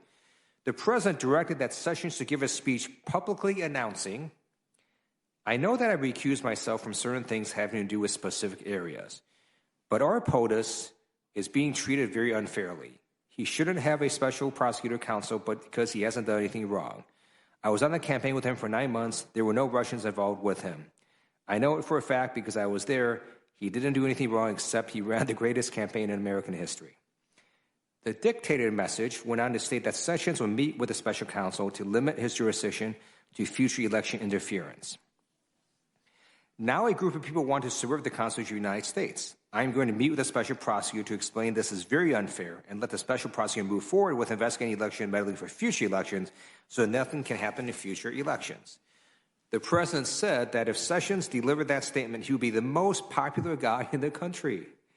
Lewandowski told the president he understood what the president wanted Sessions to do. Lewandowski wanted to pass the message to Sessions in person rather than over the phone. He did not want to meet at the Department of Justice because he did not want a public log of his visit and did not want Sessions to have an advantage over him by meeting on what Lewandowski described as Sessions' turf. Lewandowski called Sessions and arranged a meeting for the following evening at Lewandowski's office, but Sessions had to cancel due to a last-minute conflict. Shortly thereafter, Lewandowski left Washington, D.C. without having had an opportunity to meet with Sessions to convey the president's message. Lewandowski stored the notes in a safe at his home, which he stated was a standard procedure with sensitive items. The president follows up with Lewandowski. Following his June meeting with the president, Lewandowski contacted Rick Dearborn, then a senior White House official, and asked if Dearborn could pass a message to Sessions. Dearborn agreed without knowing what the message was, and Lewandowski later confirmed that Dearborn would meet with Sessions for dinner in late July and could deliver the message then. Lewandowski recalled thinking that the president had asked him to pass a message because the president knew Lewandowski could be trusted, but Lewandowski believed Dearborn would be a better messenger because he had a long-standing relationship with Sessions and because Dearborn was in the government while Lewandowski was not. On July 19, 2017, the president again met with Lewandowski alone in the Oval Office. In the preceding days, as described in Volume 2, Section 2.g, emails and other information about the June 19, 2016 meeting between several Russians and Donald Trump Jr., Jared Kushner, and Paul Manafort have been publicly disclosed. In July 19th meeting with Lewandowski, the president raised his previous request and asked Lewandowski to talk to Sessions. Lewandowski told the president that the message would be delivered soon. Lewandowski recalled that the president told him that if Sessions did not meet with him, Lewandowski should tell Sessions he was fired.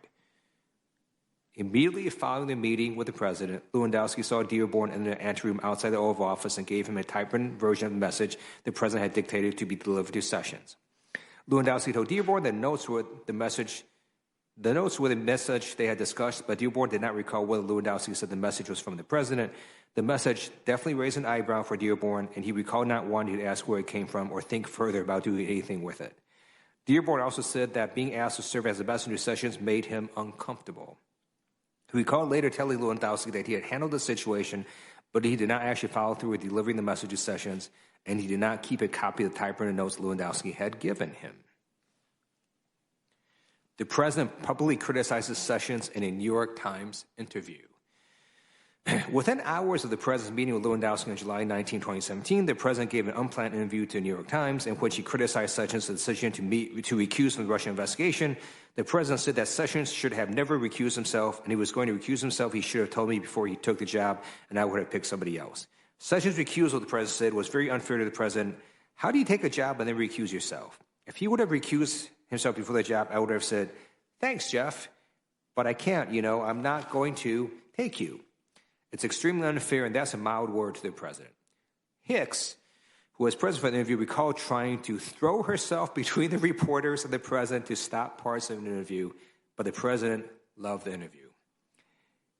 Later that day, Lewandowski met with Hicks, and they discussed the president's New York Times interview. Lewandowski recalled telling Hicks about the president's request that he meet with Sessions and joking with her about the idea of firing Sessions as a private citizen if Sessions would not meet with him. As Hicks remembered the conversation, Lewandowski told her the president had recently asked him to meet with Sessions and deliver a message that he needed to do the right thing and resign. While Hicks and Lewandowski were together, the president called Hicks and told her he was happy with how coverage of his New York Times interview criticizing Sessions was playing out. The president orders Priebus to demand Sessions' resignation.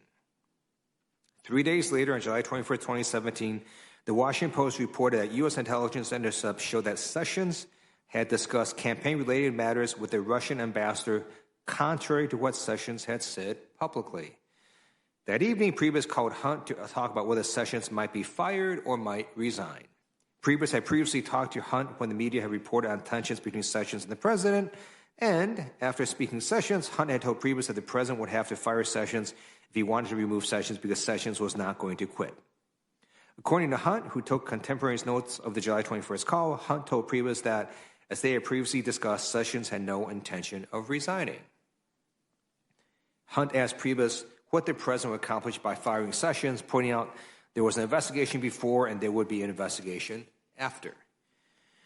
Early the following morning, July 22nd, 2017, the president tweeted, a new intelligence link from the Amazon Washington Post, this time against AG Jeff Sessions. These illegal leaks like Comey's must stop. Approximately 1 hour later, the president tweeted, so many people are asking why isn't the AG special counsel looking at the many Hillary Clinton and Comey crimes, 33,000 emails deleted. Later that evening, while aboard Marine One on the way to Norfolk, Virginia, the president told Priebus that he had to get Sessions to resign immediately. The president said that the country had lost confidence in Sessions and the negative publicity was not tolerable. According to contemporaneous notes taken by Priebus, the president told Priebus to say that he needed a letter of resignation on his desk immediately and that Sessions had no choice but must immediately resign. Priebus replied that if they fired Sessions, they would never get a new attorney general confirmed, and that the Department of Justice and Congress would turn their backs on the president, but the president suggested he could make a recess appointment to replace Sessions. Priebus believed that the president's request was a problem, so he called McGahn and asked for advice, explained that he did not want to pull the trigger on something that was all wrong.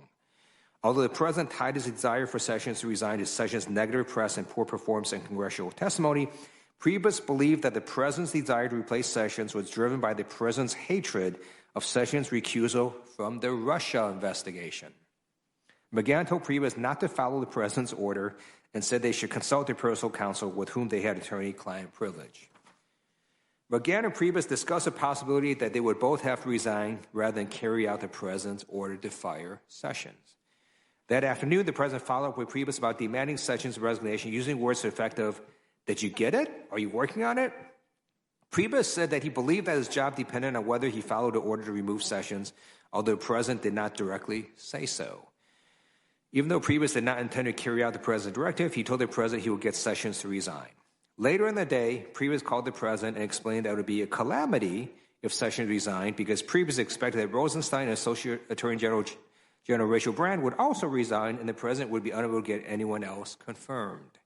The president agreed to hold off on demanding Sessions' resignation until after the Sunday shows the next day to prevent the shows from focusing on the firing. By the end of that weekend, Priebus recalled that the president relented and agreed not to ask Sessions to resign. Over the next several days, the president tweeted about Sessions. On the morning of Monday, July 24, 2017, the president criticized Sessions for neglecting to investigate Clinton and called him beleaguered. On July 25th, the president tweeted, "Attorney General Jeff Sessions has taken a very weak position on Hillary Clinton crimes. Where email DNC server and intel leakers." The following day, July 26th, the president tweeted, "Why didn't AG Sessions replace acting FBI Director Andrew McCabe, a Comey friend who wasn't charged of Clinton investigation?"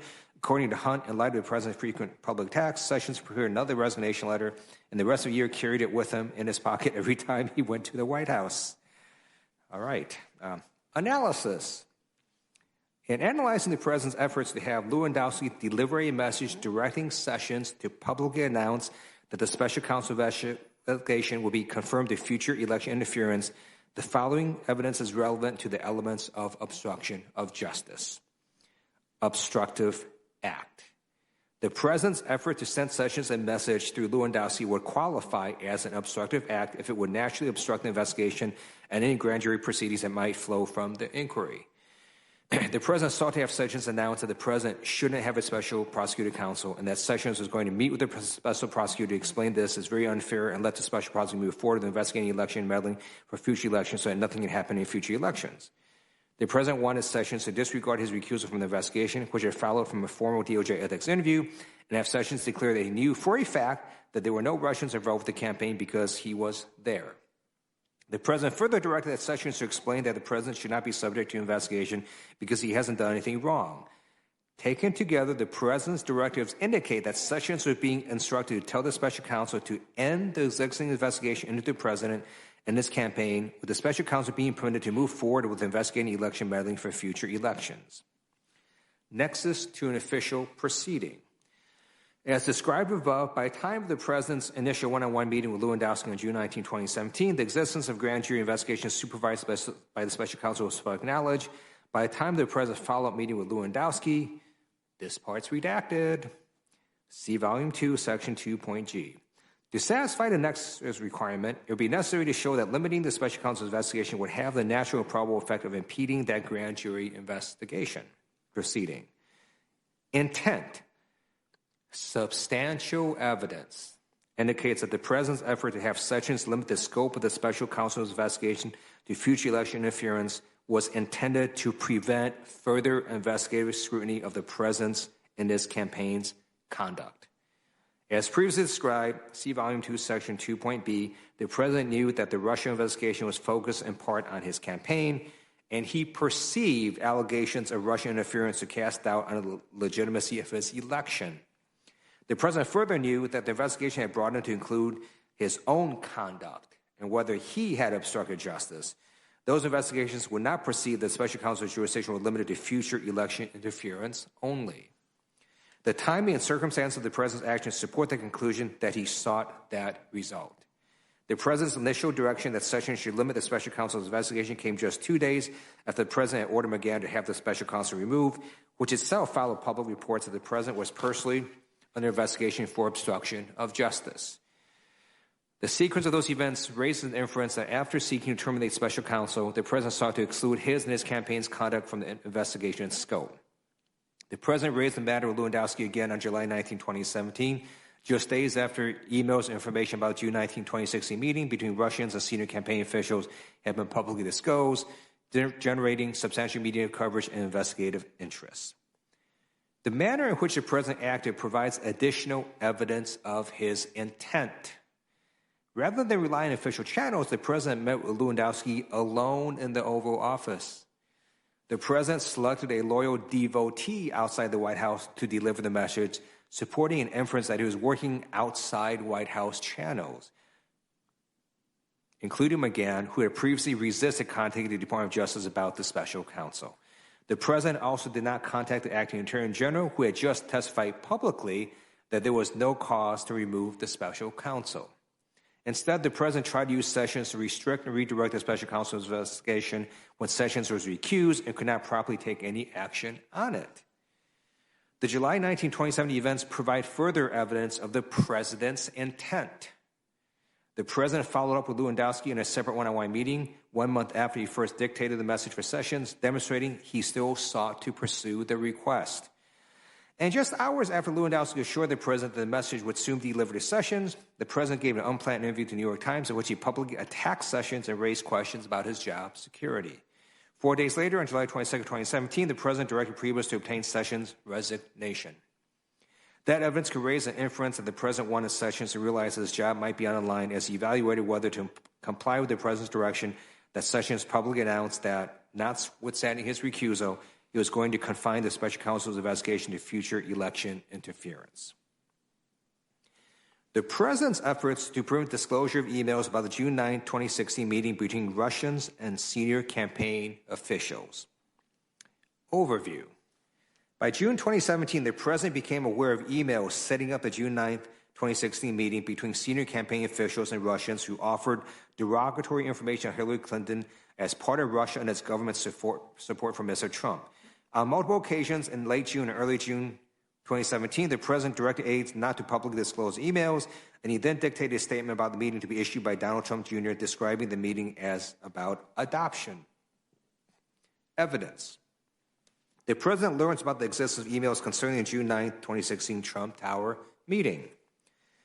In mid-June 2017, the same week that the president first asked Lewandowski to pass the message sessions, senior administration officials became aware of emails exchanged during the campaign, arranging a meeting between Donald Trump Jr., Paul Manafort, Jared Kushner, and a Russian attorney.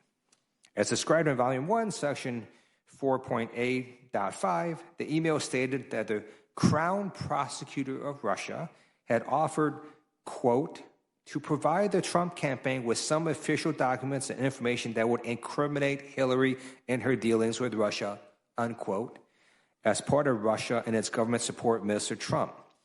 Trump Jr. responded, quote, if it's what you say, I love it.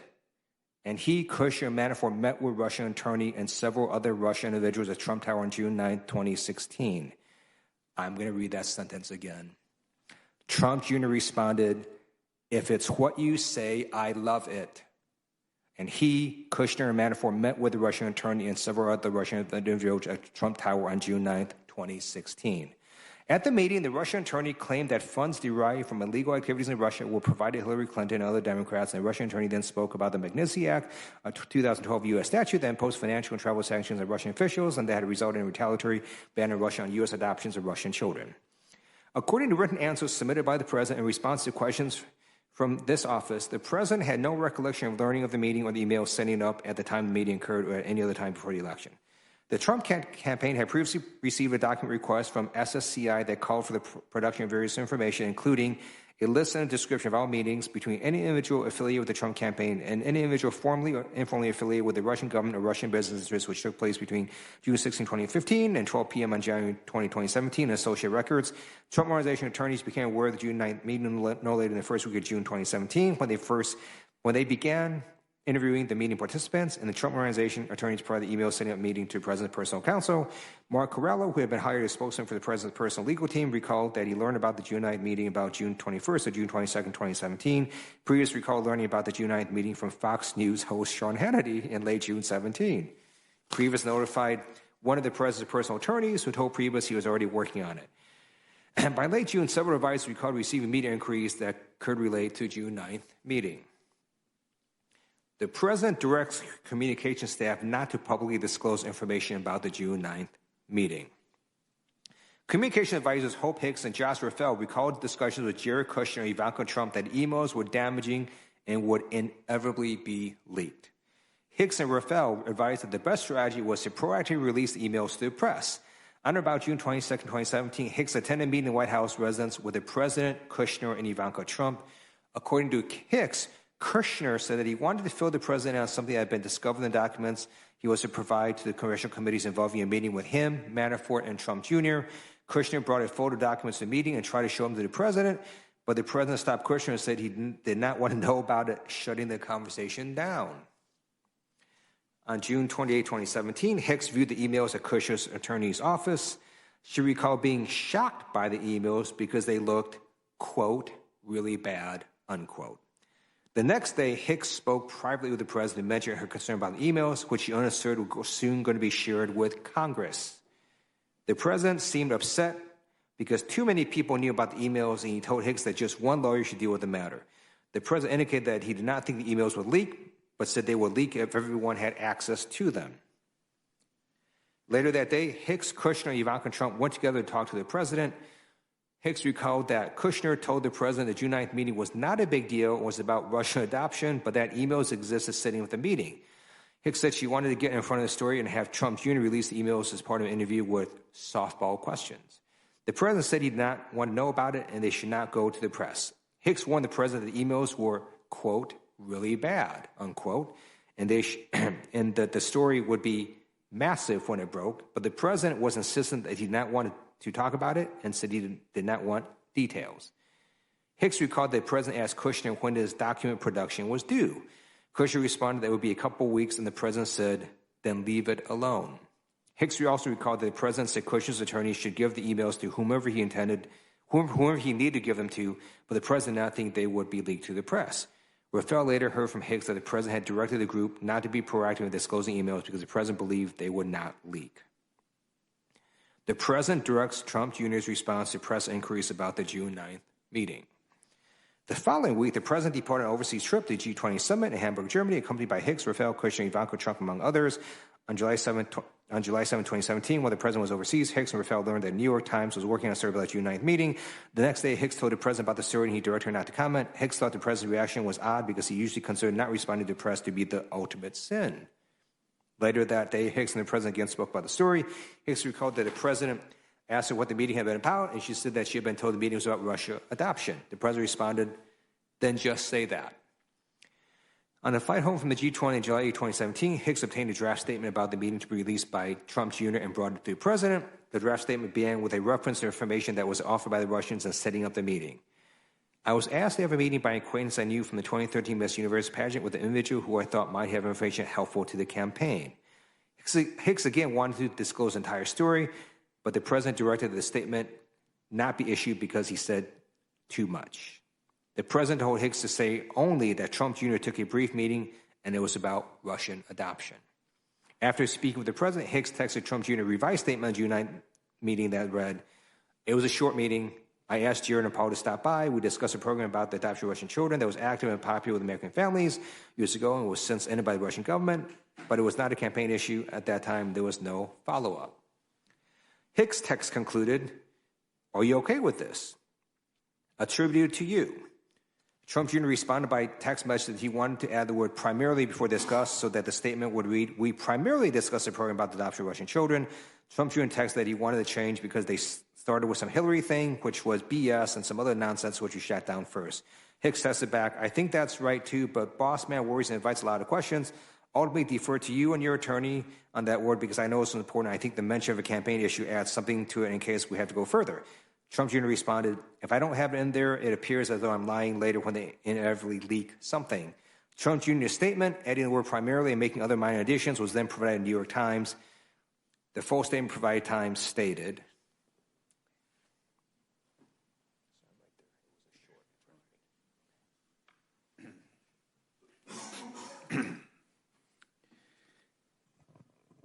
it was a short introductory meeting. I asked Jared and Paul to stop by. We primarily discussed a program about the adoption of Russian children that was active and popular with American families years ago It was since ended by the Russian government, but it was not a campaign issue at the time, and there was no follow-up.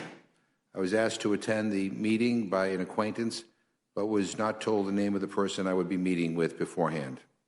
The statement did not mention the offer of derogatory information about Clinton or any discussion of the Magnitsky Act or U.S. sanctions, which were the principal subjects of the meeting, as described in Volume 1, Section 4, A5 Supra. A short while later, while still on Air Force One, Hicks learned that Priebus knew about the emails, which further convinced her that additional information about the June 9 meeting would leak, and the White House should be proactive and get in front of the story. Hicks recalled again going to the president to urge him that they should be fully transparent about the June 9 meeting, but he again said no, telling Hicks, quote, "You've given a statement, we're done," quote. Later on the flight home, Hicks went to the president's cabin where the president was on the phone with one of his personal attorneys. At one point, the president handed the phone to Hicks, and the attorney told Hicks that he had been working with Circa News on a separate story and that she should not talk to the New York Times. 4. The media reports on the June 9, 2016 meeting. Before the president's flight home from G20 landed, the New York Times published its story about the June 9, 2016 meeting. In addition to the statement from Trump Jr., the Times story also quoted a statement from Corallo on behalf of the president's legal team, suggesting that the meeting might have been a setup by individuals working with the firm that produced the Steele reporting. Corallo also worked with Circa News on a story published an hour later that questioned whether Democratic operatives had arranged the June 9 meeting to create the appearance of improper connections between Russia and Trump family members. Hicks was upset about Corallo's public statement and called him that evening to say that the president had not approved the statement. The next day, July 9, 2017, Hicks and the president called Corallo together, and the president criticized Corallo for the statement he had released. Corallo told the president that the statement had been authorized and further observed that Trump Jr.'s statement was inaccurate and that a document existed that would contradict it. Corallo said that he purposely used the term, quote, document, end quote, to refer to the emails setting up the June 9 meeting because he did not know what the president knew about the emails. Corallo recalled that when he referred to the document on the call with the president, Hicks responded that only a few people had access to it and said, quote, "It will never get out," end quote. Corallo took contemporaneous notes of the call that say, quote, also mentioned existence of also mentioned the existence of Doc. Hope says, quote, "Only a few people have it. It will never get out," end quote. Hicks later told investigators that she had no memory of making that comment and had always believed the emails would eventually be leaked. But she might have been channeling the president on the phone call because it was clear to her throughout her conversation with the president that he did not think the emails would leak. On July 11, 2017, Trump Jr. posted redacted images of the emails setting up the June 9 meeting on Twitter. The New York Times reported that he did so, after being told that the Times was about to publish the content of the emails. Later that day, the media reported that the president had been personally involved in preparing Trump Jr.'s initial statement to the New York Times that had claimed the meeting was primarily concerned with a program about the adoption of Russian children.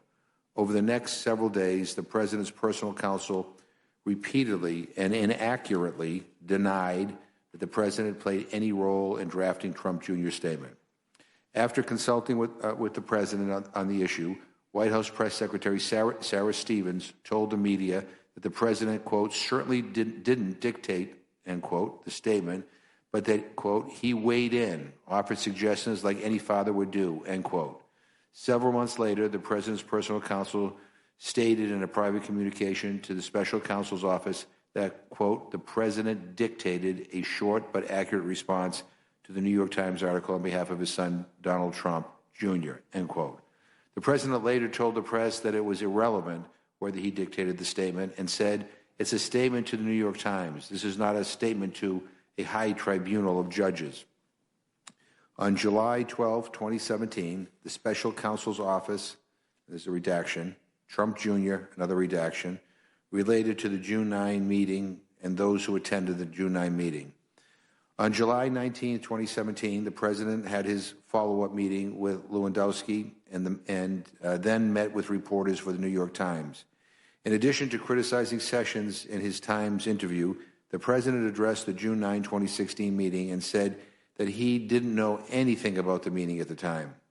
The president added, quote, "As I've said, most other people, when they call up and say, by the way, we have information on your opponent, I think most politicians, I was just with a lot of people, they said, who wouldn't have taken a meeting like that?" In analysis, in analyzing the president's actions regarding the disclosure of information about the June 9 meeting, the following evidence is relevant to the elements of obstruction of justice. A, obstructive act. On at least 3 occasions between June 29, 2017 and July 9, 2017, the president directed Hicks and others not to publicly disclose information about the June 9, 2016 meeting between senior campaign officials and a Russian attorney. On June 29, Hicks warned the president that the emails setting up the June 9 meeting were really bad and the story would be massive when it broke. But the president told her and Kushner to leave it alone. Early on July 8th, after Hicks told the president the New York Times was working on a story about the June 9 meeting, the president directed her not to comment, even though Hicks said that the president usually considered not responding to the press to be the ultimate sin.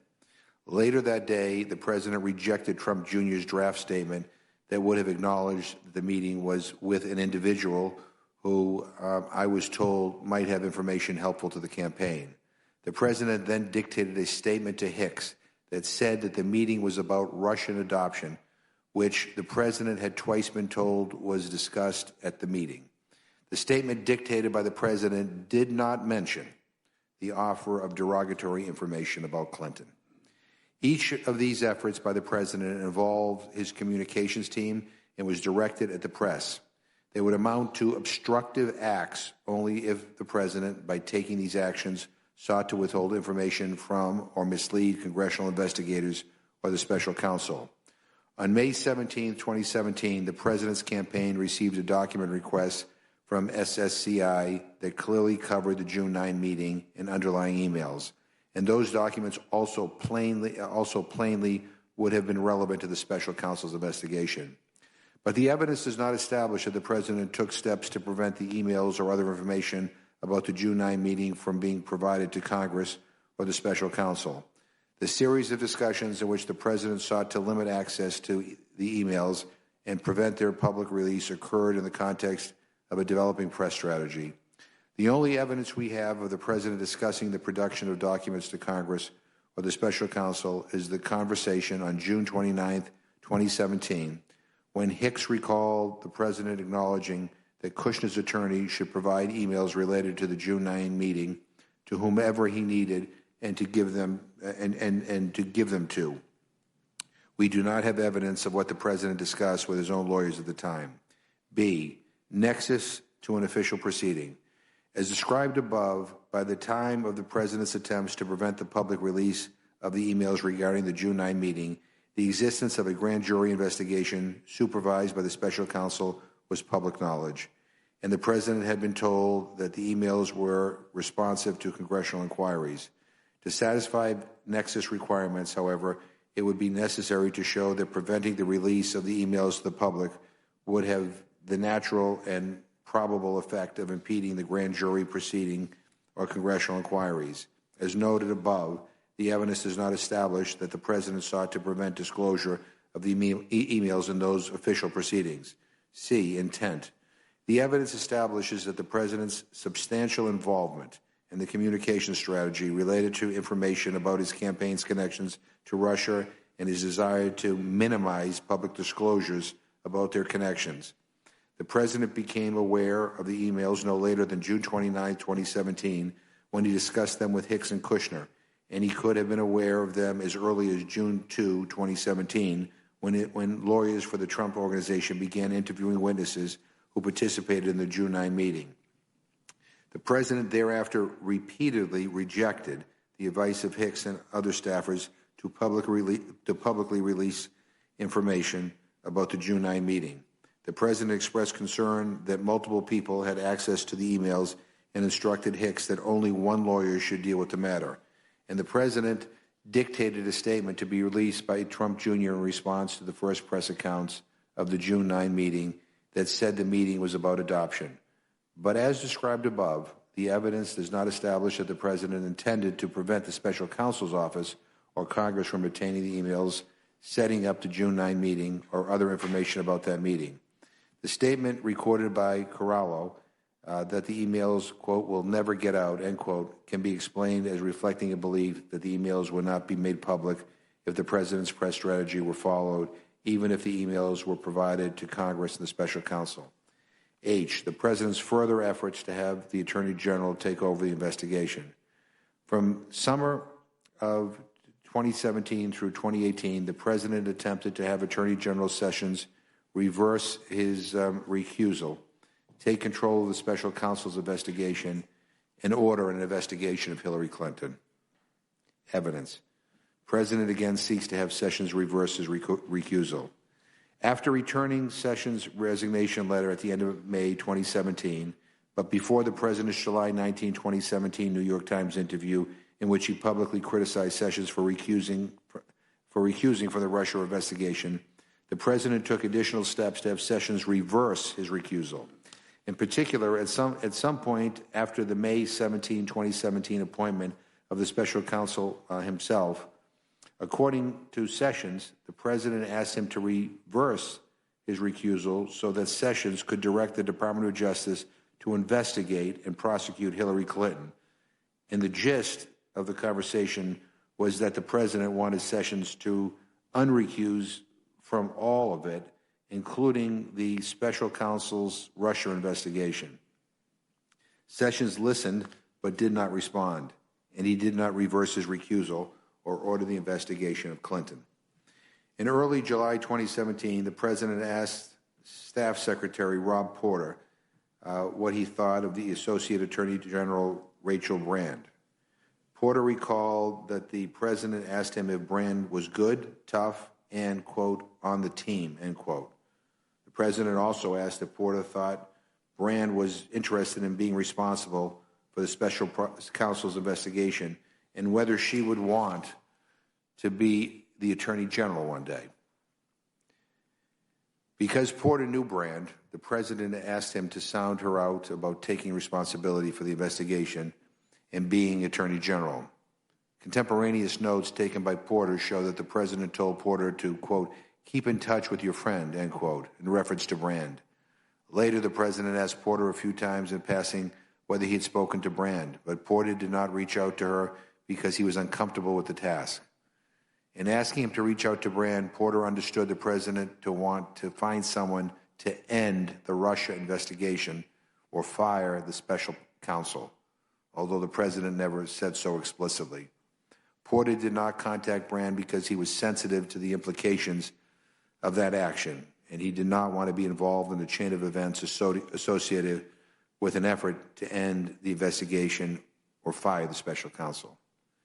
McGahn recalled that during the summer of 2017, he and the President discussed the fact that if Sessions were no longer in his position, the Special Counsel would report directly to a non-recused Attorney General. McGahn told the President that things might not change much under a new Attorney General. McGahn also recalled that in or around July 2017, the President frequently brought up his displeasure with Sessions. Hicks recalled that the President viewed Sessions' recusal from the Russia investigation as an act of disloyalty.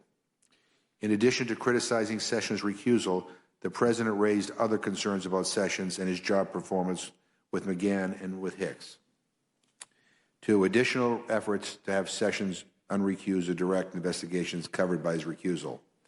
Later in 2017, the President continued to urge Sessions to reverse his recusal from campaign-related investigations and considered replacing Sessions with an Attorney General who would not be recused. On October 16, 2017, the president met privately with Sessions and said that the Department of Justice was not investigating individuals and events that the president thought the department should be investigating. According to contemporaneous notes taken by Porter, who was at the meeting, the president mentioned Clinton's emails and said, quote, "Don't have to tell us, just take a look," end quote. Sessions did not offer any assurances or promises to the president that the Department of Justice would comply with that request. 2 days later, on October 18, 2017, the president tweeted, quote, "Wow, FBI confirms report that James Comey drafted letter exonerating crooked Hillary Clinton long before investigation was complete. Many people not interviewed, including Clinton herself. Comey stated under oath that he didn't do this. Obviously a fix. Where is the Justice Department?" End quote. On October 29, 2017, the president tweeted that there was, quote, "anger and unity," end quote, over a, quote, "lack of investigation," end quote, of Clinton and the Comey fix, and concluded, quote, "do something," exclamation mark, end quote. On December 6, 2017, 5 days after Flynn pleaded guilty to lying about his contacts with the Russian government, the president asked to speak with Sessions in the Oval Office at the end of a cabinet meeting. During the Oval Office meeting, which Porter attended, the president again suggested that Sessions could unrecuse, which Porter linked to taking back supervision of the Russia investigation and directing an investigation of Hillary Clinton. According to contemporaneous notes taken by Porter, the president said, quote, "I don't know if you can unrecuse yourself. You'd be a hero. Not telling you to do anything. Dershowitz says POTUS can get involved, can order AG to investigate. I don't want to get involved. I'm not going to get involved. I'm not going to do anything or direct you to do anything. I just want to be treated fairly," end quote. According to Porter's notes, Sessions responded, quote, "We are taking steps. Whole new leadership team. Professionals will operate according to the law," end quote. Sessions also said, quote, "I never saw anything that was improper," which Porter thought was noteworthy because it did not fit with the previous discussion about Clinton. Porter understood Sessions to be reassuring the president that he was on the president's team, end quote. At the end of December, the president told the New York Times it was too bad that Sessions had recused himself from the Russia investigation. When asked whether Holder had been a more loyal attorney general to President Obama than Sessions to him, the president said, quote, "I don't want to get into loyalty, but I will tell you that I will say this. Holder protected President Obama, totally protected him. When you look at the things that they did, and Holder protected the president, and I have great respect for that, I'll be honest," end quote.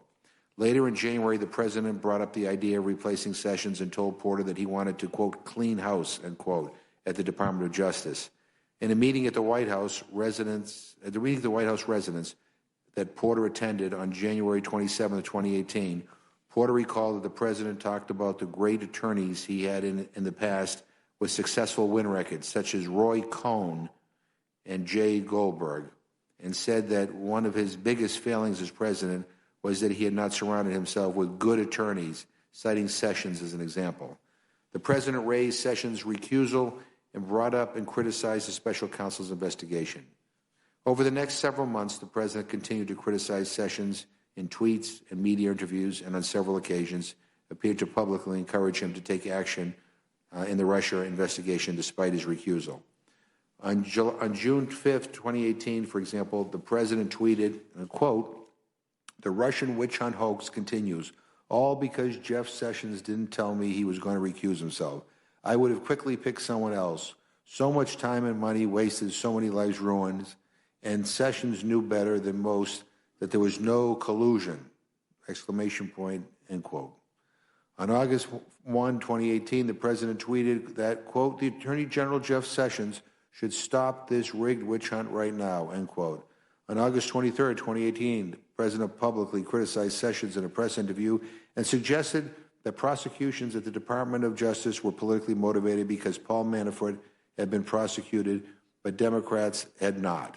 The president said, and I quote, "I put in an attorney general that never took control of the Justice Department, Jeff Sessions. That day, Sessions issued a press statement that said, quote, "I took control of the Justice Department the day I was sworn in. While I'm Attorney General, the actions of the Department of Justice will not be improperly influenced by political considerations," end quote. The next day, the president tweeted a response, quote, "Department of Justice will not be improperly influenced by political considerations," end quote.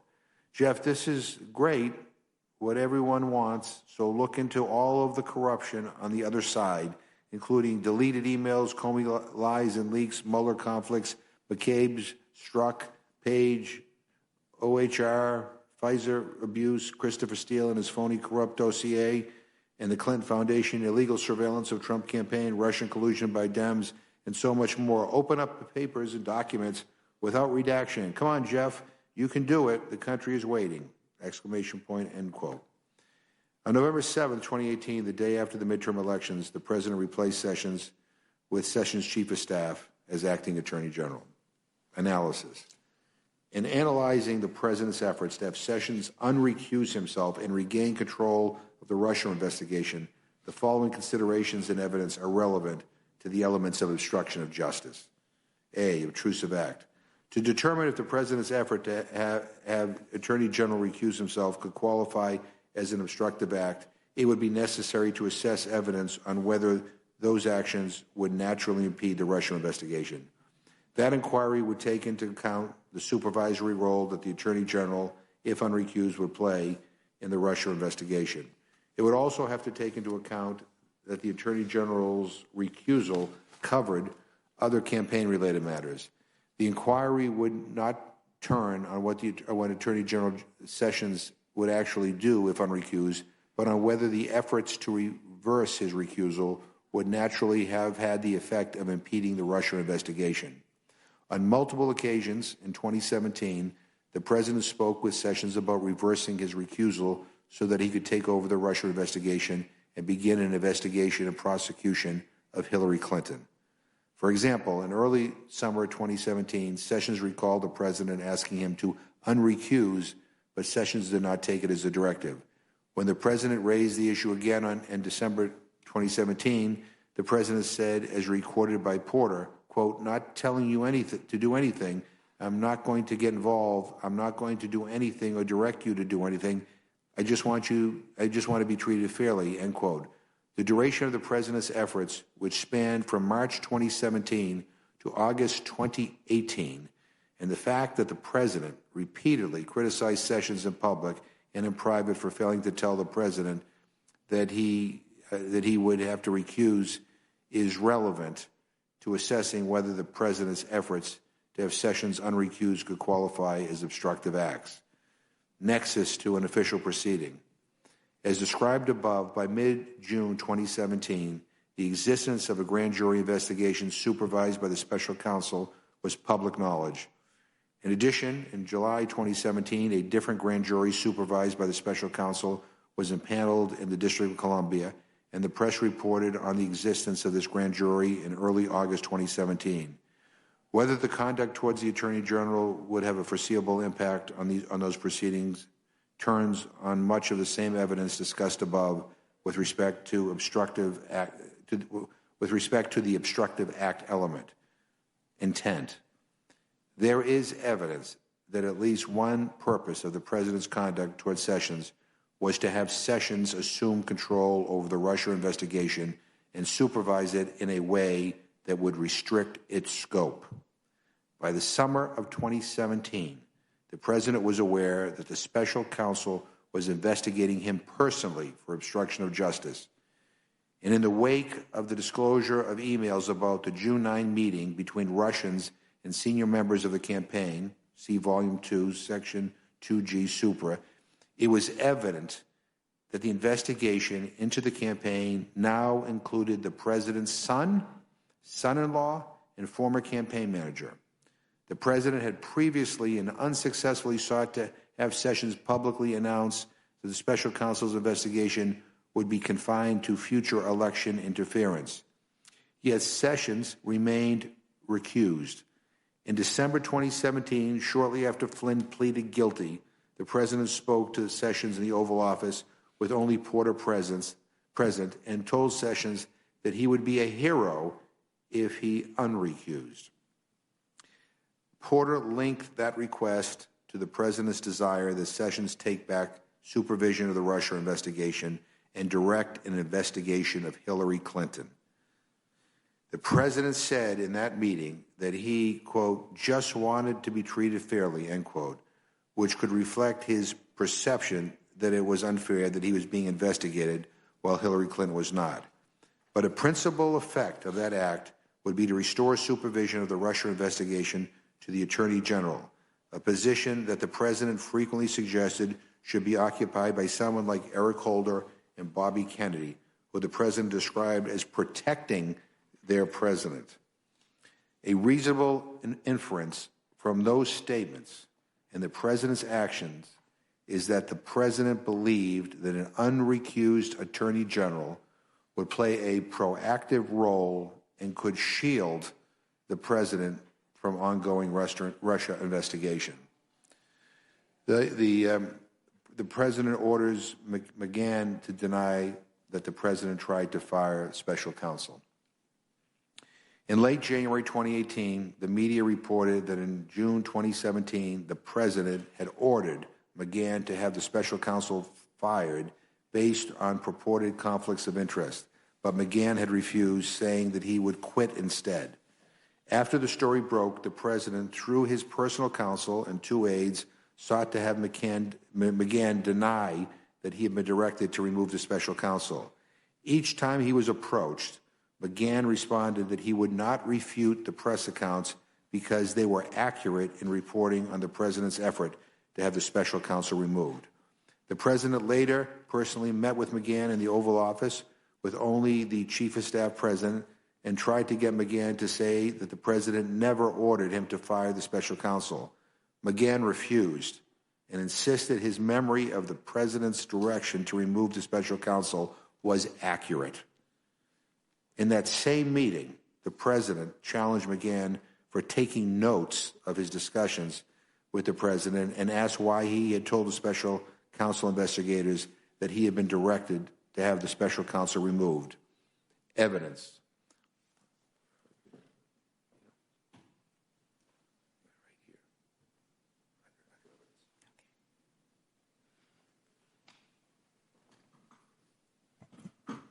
The press reports that the president